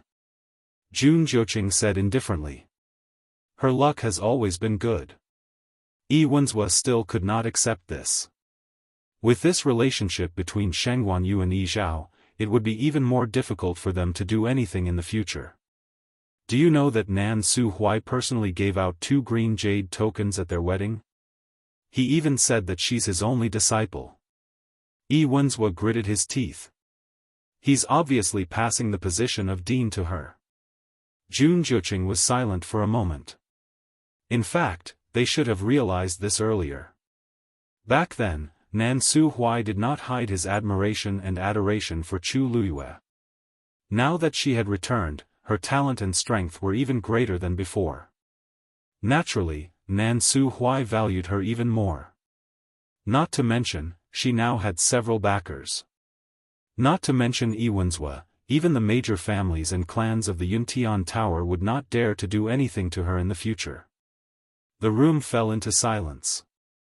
Iwenzwa took a few deep breaths and tried to calm himself down.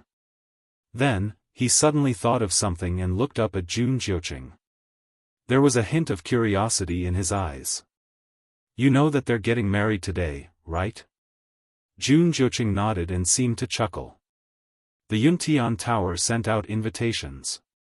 Other than those who had completely fallen out with them, the rest of the Yuntian Tower's influential figures were all invited. Who doesn't know about this now? Iwenzwa looked at him suspiciously. You don't have any thoughts? Although he had always told Jun Jioqing not to fall in love with that girl, he was still his disciple after all. He could guess what was on his mind. Jun Jioqing raised an eyebrow. This disciple does not dare to forget master's teachings. Besides, since they're already married, there's nothing to say. Iwenzwa stared at him for a long time before nodding in relief. It's good that you can think like that. There are many women in the world. Jioqing, as long as you can get to the top, what kind of woman can't you want? Jun Jioqing smiled and lowered his eyes, hiding the emotions in his eyes. Iwenzwa asked again. I see that your aura seems to have strengthened a lot. Did you break through again? Jun Jioqing nodded. Iwenzwa knocked on the table. That's good. Anyway, there's no need to continue staying in the academy. We'll go back tomorrow. What belongs to you, you still have to take it back. A dark light flashed in Jun Jioqing's eyes as he responded. Yes. Sacrificial God Temple. It was still morning. White mountain mist surged back and forth, making the entire sacrificial God Temple seem like an illusion. Among them, a strong and agile huge white figure jumped a few times and headed toward the sacrificial God Temple. It was Xue Xue. It went to the window as usual, but found that the window was locked and there was a layer of enchantment. It couldn't enter at all. Xue Xue's face instantly collapsed, and it could only lie down under the window. It clenched its claws in boredom while waiting for the person inside to come out. In the room, under the red brocade quilt, 3,000 strands of black hair were spread out messily. Chu Luiyue opened her eyes in a daze. Who? Her voice was very hoarse, and because she was still sleepy, it was especially soft. Rong Xiu kissed her forehead and coaxed in a low voice, no one. You didn't sleep well last night, so you should make up for it first. Mobile users, please browse and read. A better reading experience comes from the Love Network.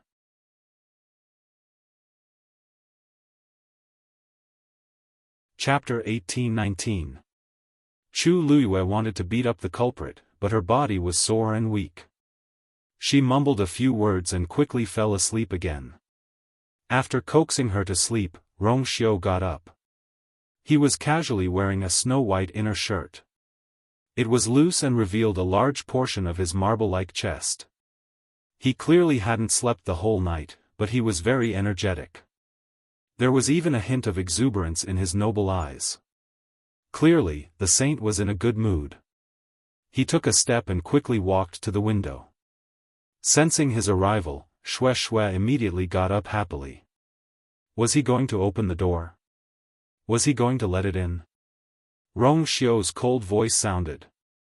Looks like you're very free. Then make a trip to the Red Moon Desert. Xue Xue immediately felt as if it was struck by lightning. Red Moon Desert. Go again. No. It pounced on the wall and let out a low roar, hoping to awaken its master's last bit of conscience. Finally, Rong Xiu's voice sounded again. Double. Roar. Xue Xue widened its eyes in horror, then turned and ran. No double, no double. I'll go right now, okay? Xue Xue, who was in a panic, drew a white line in the air and then quickly disappeared. In the distance, Umo poked Yan Qing. TSK. Did you see that? If you had followed them yesterday, you would have ended up like them. Yan Qing's expression didn't change. Yes. When Chu Luiyue woke up again, it was already noon. Just as she moved, Rongxiu walked over. You're up. Chu Luiyue nodded and stretched out her hand from under the blanket. Her jade-like slender arms were especially eye-catching under the red brocade quilt. Rongxiu's eyes darkened, but he restrained himself and took a new set of clothes from the side. He bent down slightly, carefully and gently picked her up from the bed, and helped her put on her clothes. Even though her black hair hung down and covered most of her skin, a few red marks could still be faintly seen. Chu Luiyue's face was slightly red. She wanted to wear it herself, but she was half-hugged in someone's arms. She was sleepy and tired, so after struggling for a while, she gave up. She let him serve her from head to toe. After putting on her clothes, Rongxiu poured another cup of tea and brought it to her mouth. Moisten my throat. Yesterday was really tiring for her. Chu Luiyue was half leaning against the headboard. Hearing this, her eyebrows twitched and she couldn't help but look up at him. These words, why did it feel so wrong? After taking a closer look, she began to feel indignant.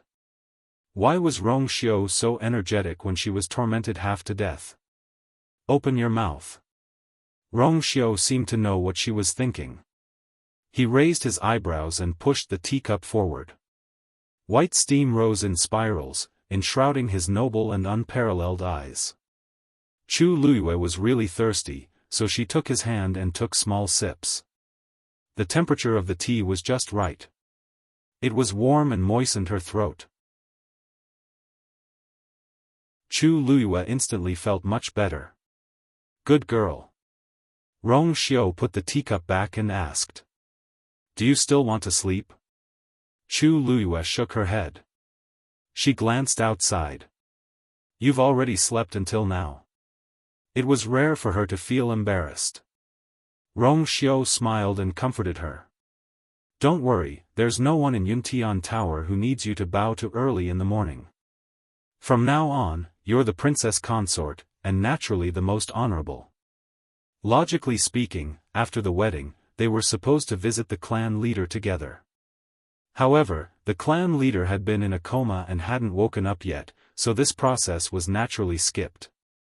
Chu Luiyue then felt more at ease. Rongxiu looked at her and couldn't help but kiss her lips. However, his movements were very restrained. He only skimmed the surface of the water and didn't go any further. Do you want to go out for a walk? Hearing his suggestion, Chu Luiyue was surprised for a moment. However, on second thought, she didn't seem to have taken a closer look at the Yuntian Tower before. Most of the time, she stayed at Duming Peak. She nodded. Okay. Changi Mountain. Sun Yi was reading. Wu Yao was still practicing boxing. Little Hachi was thinking about how to teach Yan Qing a lesson.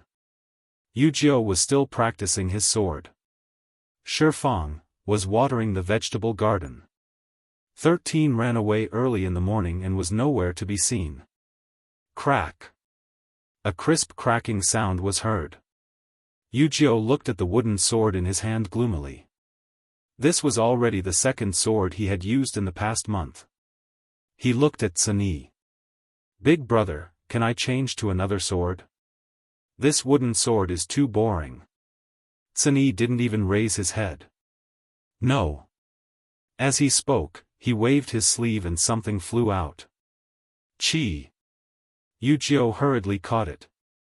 Only then did he realize that it was another wooden sword. However, this wooden sword seemed to be tougher than the previous one. Yu Jiu looked at it for a while and finally couldn't help but ask. Big brother, how many wooden swords did you prepare? Sun Yi flipped a page. It's enough for you. Fine. There was no end to this.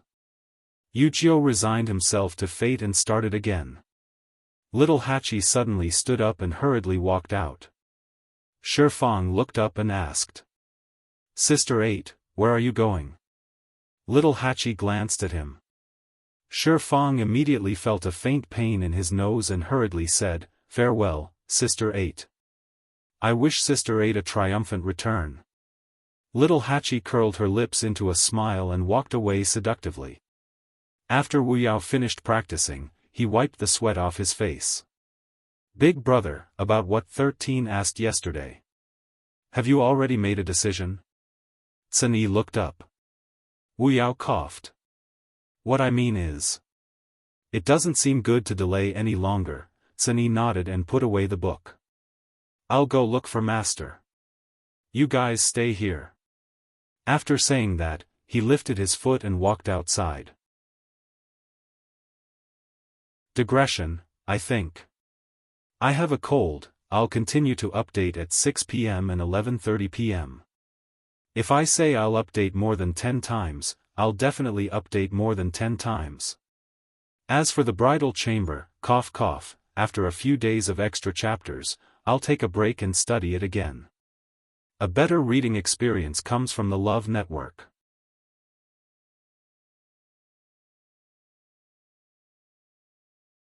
Chapter 1820. The Yuntian Tower was much larger than Chu Luyue had expected. In addition to the main island where Upsetting Peak was located, there were many small islands scattered around, forming a circle of stars around the moon. All the important figures in the Yuntian Tower lived on the main island, while the weaker ones lived on the small islands. At the same time, these small islands were also the key to connecting the 28 divisions of the Yuntian Tower. The members of the 28 divisions often had to reach the small islands before they could enter the main island. In general, the Yuntian Tower's defenses were extremely strict, and one had to go through many checkpoints to enter. If there was no one to receive them, it would be very difficult for outsiders to get here. "Is the clan leader at Upsetting Peak now?" Chu Luyue asked. Rong Xiu nodded. "The side hall behind the sacrificial god temple is guarded by someone." "Then, did you find out how he fell unconscious?" Obviously, it was impossible for such a top-notch expert to have fainted for no reason. She only remembered that Yan Qing had come to the academy to ask Rong Xiu to go back, saying that the clan leader had fallen unconscious and that the situation was urgent. When she saw Rong Xiu again, she did not have the time to ask about this. It was not until Rong Xiu mentioned it that she remembered this matter.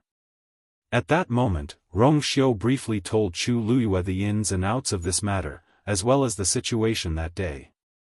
"That's about it.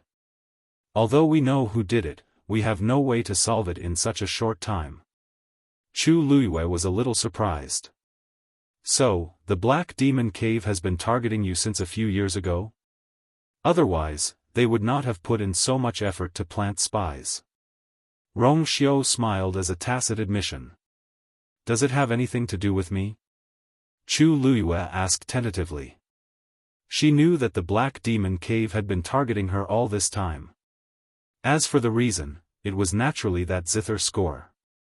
But they did not seem to have a reason to target Rong Xiu. The biggest possibility was that it had something to do with her. Rong Xiu pinched her ear. "Actually, it's nothing much.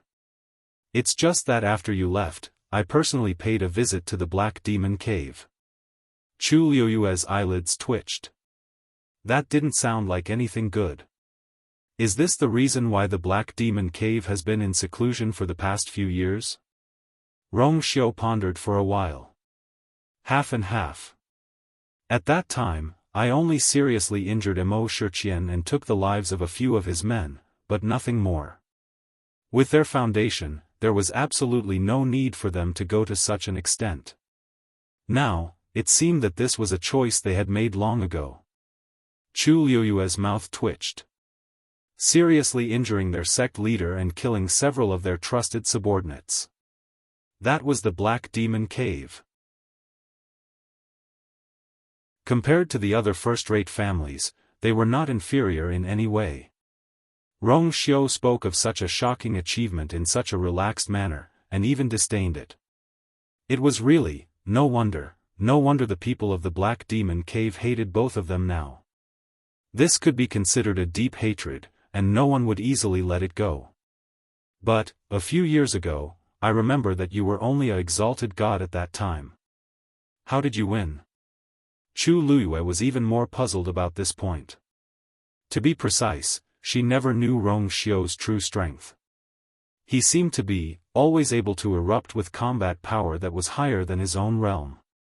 Rong Xiu's expression changed slightly, and he raised his eyebrows and smiled. Actually, it was a coincidence.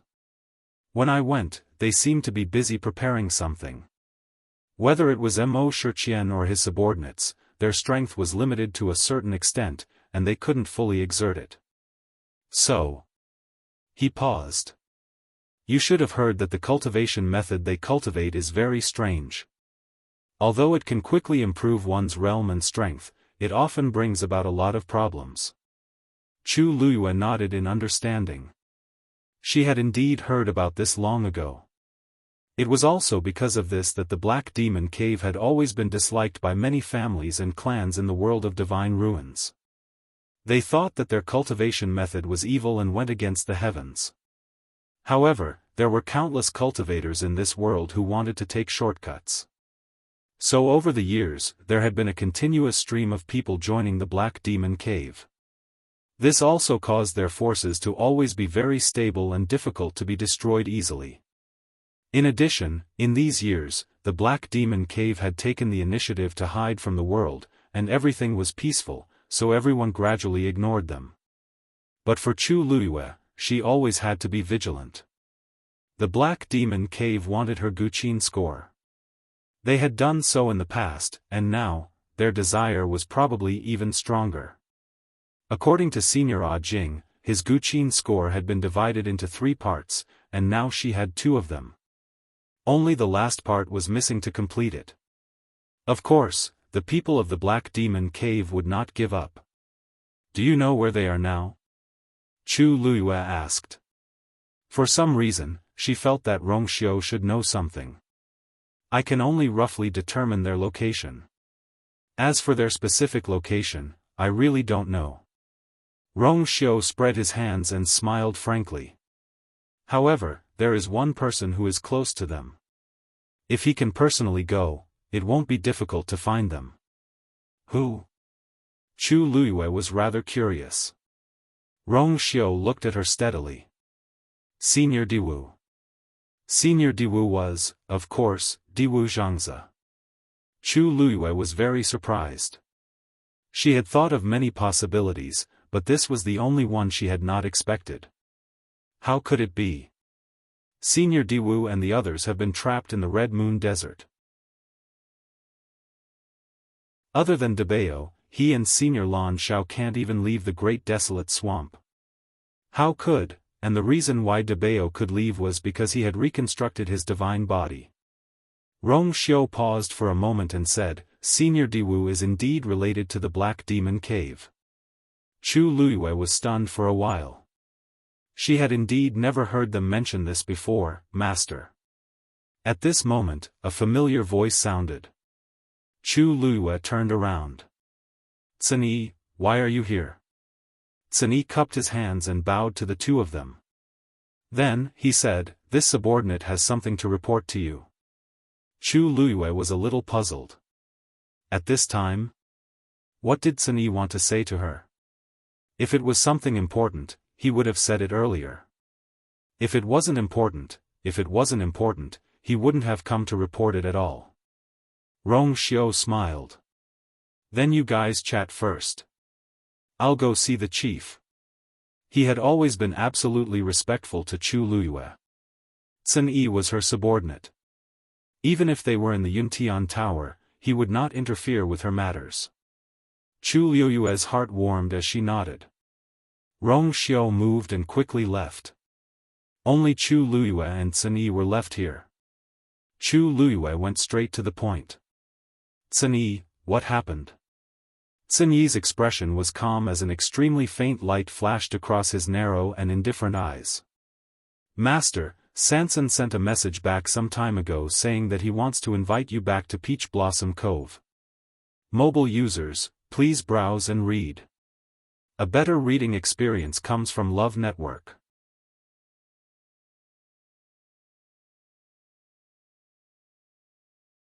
Chapter 1821.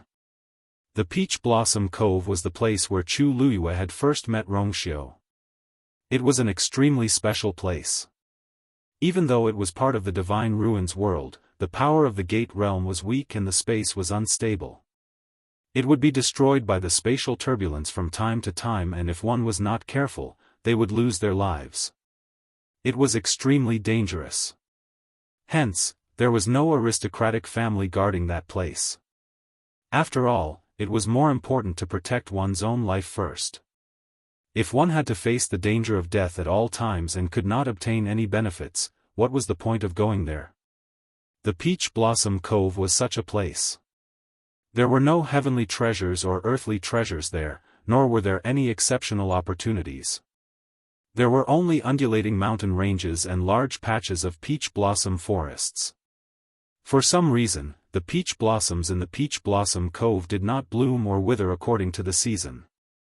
Furthermore, they bloomed for a long time, and sometimes, they would bloom for several years. Because of this, the world gave it a beautiful name, Peach Blossom Cove. However, the Peach Blossom Cove was not deserted. On the contrary, there were always many people there. This was because many people who came from outside the Divine Ruins world would choose to go to the Peach Blossom Cove when they had no other way to pass through the Gate Realm. Compared to other places, the Peach Blossom Cove had almost no barriers and was very easy to enter. Of course, if one made this decision, it did not mean that cultivators would be able to enter the Divine Ruins world smoothly. The Peach Blossom Cove was filled with danger. Of those who entered the Peach Blossom Cove, there was only a 1% chance of successfully walking out and officially becoming a person of the Divine Ruins world. However, even so, there were still waves of people who tried to enter. Furthermore, to the people of the Divine Ruins world, the Peach Blossom Cove was an absolute zone that no one was in charge of. It was very suitable for those who had nowhere else to go. There was abundant heaven and earth energy there, and logically speaking, it was very suitable for cultivation. However, because the space was unstable and no one was able to find a solution to this problem, the Peach Blossom Cove was gradually abandoned. In the Divine Ruins world, all the aristocratic families and clans that were able to develop needed a stable and powerful place to cultivate. The Peach Blossom Cove obviously did not meet this requirement. In short, the Peach Blossom Cove was very chaotic and dangerous. It was definitely a place where crooks mixed in with the honest folk. After Chu Luyue and Rongxiu left that place, they had never returned. Why did Sanson go there? Chu Luyue was extremely shocked. Why didn't you mention this before? Cini chuckled. This is his own choice. I advised him once. But you also know his temperament. For the past few years, he had spent most of his time in Peach Blossom Cove. From time to time, he would send letters back. Generally speaking, he lived a good life, so I let him be. I didn't mention it to you before because it happened to be your wedding. I thought it would be the same if I told you after your wedding. Besides, this matter is actually not that important. As for the specifics, you'll know when you read the letter. He took out a letter from his bosom and handed it over. It was a very thick letter. Chu Luyue took the letter, opened it, and shook out several pieces of paper. At a cursory glance, it was filled with small, densely packed words. Chu Luyue had a headache when he saw this. He couldn't help but say, "It's been so many years. Why hasn't he changed his nagging habit?" She had a unique way of communicating with the 13U clan and with each other. Generally speaking, he didn't write letters. Even if he really wanted to write, a few sentences would be enough. Only Sanson liked to write letters. He would write about everything, big and small. His letters were never less than 5 pieces of paper. Cini smiled. He's always been like this. You know that. Chu Luyue tidied up the letter and read it carefully. This was indeed Sanson's handwriting. As she read on, Chu Luyue's expression changed, and she gradually became serious and serious. When she saw the last piece of paper, she finally gasped. This. What did Sanson do in Peach Blossom Cove? Sun-yi raised his chin and smiled.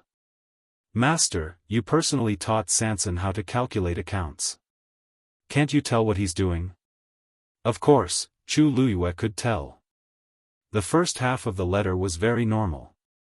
It explained what he had eaten and drunk in the past month, how he missed Master and the 13U clan very much, etc. But towards the end, it was a string of numbers. Chu Luyue read it a second time in disbelief, only to discover that it was an account book.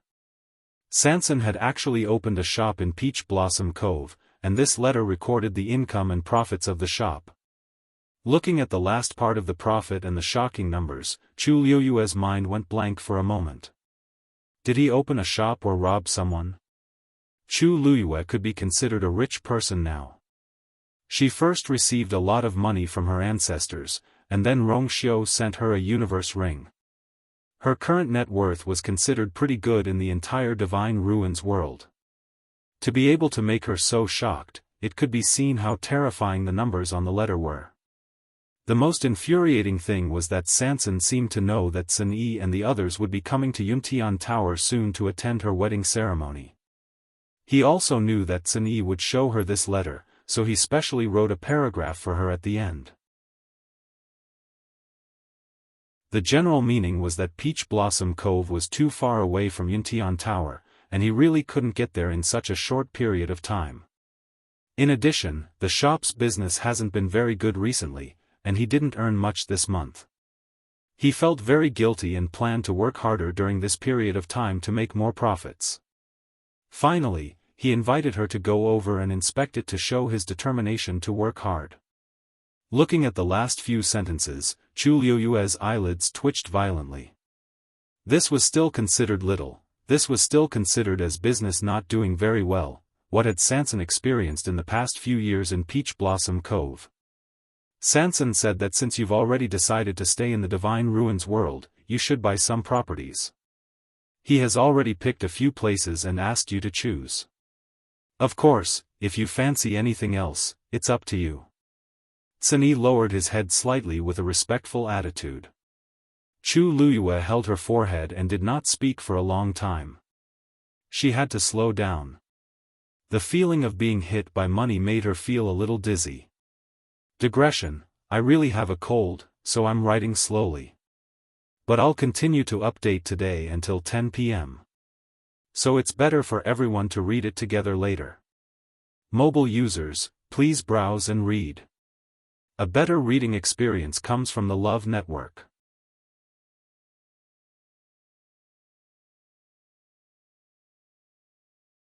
Chapter 1822. Sanson's talent as a martial artist was very good, but he didn't care much about cultivation.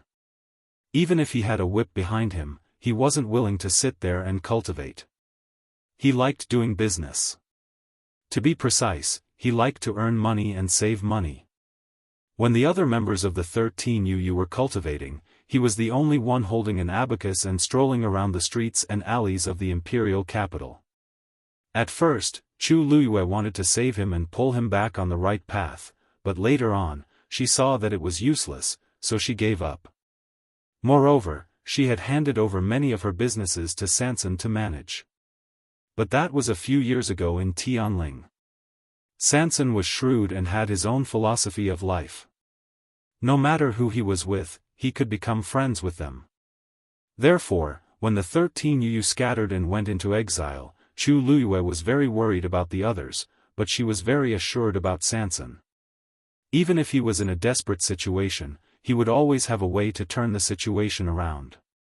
It was also because of this that Chu Luyue didn't ask about Sanson's situation in detail after settling down a little. In the end, she didn't expect that Sanson would give her such a big surprise. Looking at the letter in her hand, Chu Luyue fell into deep thought. She knew very well what Sun-yi and the others were thinking. The so-called purchase of businesses was just a euphemism. Their real goal was to establish a force that truly belonged to them in the Divine Ruins world. This was also what Chu Luyue had been thinking about all this time. Otherwise, she wouldn't have roped in Lin Qifei so early on. Marrying Rong Xiu and becoming the princess consort of the Yuntian Tower was naturally very good. However, such prosperity and stability were built on someone else's territory. Let's talk about the simplest problem. She could stay in the Yuntian Tower, but what about the others? Taizu, Imperial Father, the 13 Yu, these people were the closest to her. They could always stay by her side, but there seemed to be no reason for them to stay in the Yuntian Tower. If she really wanted to gain a foothold in the Divine Ruins world, it was absolutely necessary to have her own power. She could still clearly remember the conversation she had overheard at the foot of Duming Peak. Actually, those people weren't the only ones who thought this way. After the wedding, those discussions disappeared. However, that was because she had Rong Xiu, her master, and more importantly, Yi Zhao and Mao Zhen to support her. It wasn't because of herself. It was true that the current her was more talented than most cultivators, and she was also more capable of fighting. She had a bright future. However, in the Yuntian Tower, the Yu. Unless you can be the one standing at the top. But the Yu, the Yu-S, the Yu. Taizu the Taizu, Taizu, Teat. However, even now, he still didn't have the upper hand against those aristocratic families and clans. T-S. T. Tsini stood with his hands by his side, quietly waiting. After a while, Chu Luyue put the letter away. Inform the 13 Yu sect to head to Peach Blossom Cove together in 3 days. When Chu Luyue returned to the sacrificial god temple, Rong Xiu was already waiting in the room. It was already evening, and the light of the setting sun poured in through the window. Rong Xiu was reclining on a rattan chair, holding a book in his hand. The warm orange light fell on his snow-white brocade robes, shining brilliantly. Hearing footsteps, he looked up and his thin lips curled. "You're back." Chu Luyue leaned on the door frame and looked at him. Suddenly, a strange feeling arose in her heart. She had never felt this way before. When she stepped over the threshold, someone was already waiting in the room. When they saw her, they would smile and say, "You're back." It was as if the wind, rain, thunder, and snow outside were easily blocked by this sentence. For the first time, she realized that she was married to Rong Xiu. From now on, they had one thing in common: home. Seeing that she didn't move, Rong Xiu put down the book in his hand and walked over. "What's wrong? What are you thinking about that made you so lost in thought?" Chu Luyue shook her head and walked over to hold his hand, smiling slightly. "I was thinking that it would have been better if I had married you earlier." Rong Xiu raised his eyebrows, obviously pleased by this sentence. "How's the chief?" Chu Luyue asked as she walked in. "Still the same. He has no intention of waking up, and has been relying on pills to prolong his life." Rong Xiu's tone was calm. This was also within his expectations. Chu Luyue nodded. Rong Xiu and Bailey Jun didn't have a good relationship, so there was no need for him to care too much. Besides, judging from the things that happened to Bailey Jun before, his coma might not be a bad thing. Sometimes, living with a clear mind was a very painful thing. Chu Luyue walked to the rattan chair and sat down. This rattan chair was very wide, and there was no problem for it to accommodate 2 people. Rong Xiu took the opportunity to lie down next to her. The 2 of them stayed together in silence. There was no need for them to speak, but they could already feel each other's feelings. Chu Luyue snuggled into his arms and then looked up at him. "Rong Xiu, I want to go to Peach Blossom Dock in a few days." Rong Xiu pushed the strands of hair in front of her forehead away and kissed her brows. "Oh? Why do you suddenly think of this?" Chu Luyue told him about Sansan and her plans. Although the situation in Peach Blossom Dock is complicated, since Sansan wrote a letter, she should be somewhat prepared. Generally speaking, if a couple had just gotten married and one of them proposed to go out and establish his own power, it would inevitably cause the other party to be dissatisfied. But Chu Luiyue didn't have this concern. She had nothing to hide from Rongxiu. She trusted Rongxiu and believed that Rongxiu would understand her thoughts. Sure enough, after hearing this, Rongxiu nodded. Okay. I'll go with you. Chu Luiyue moved closer and smiled slyly. Your Highness, aren't you worried that I'll establish my own power? Rongxiu suddenly laughed softly, and his chest shook. He held her face in his hands and kissed her lips. His voice was languid and lazy. If you establish your own power, I'll take the initiative to marry into your family. What's wrong with that? He wasn't even afraid of death, let alone other things. Mobile users, please browse for a better reading experience from Love Network.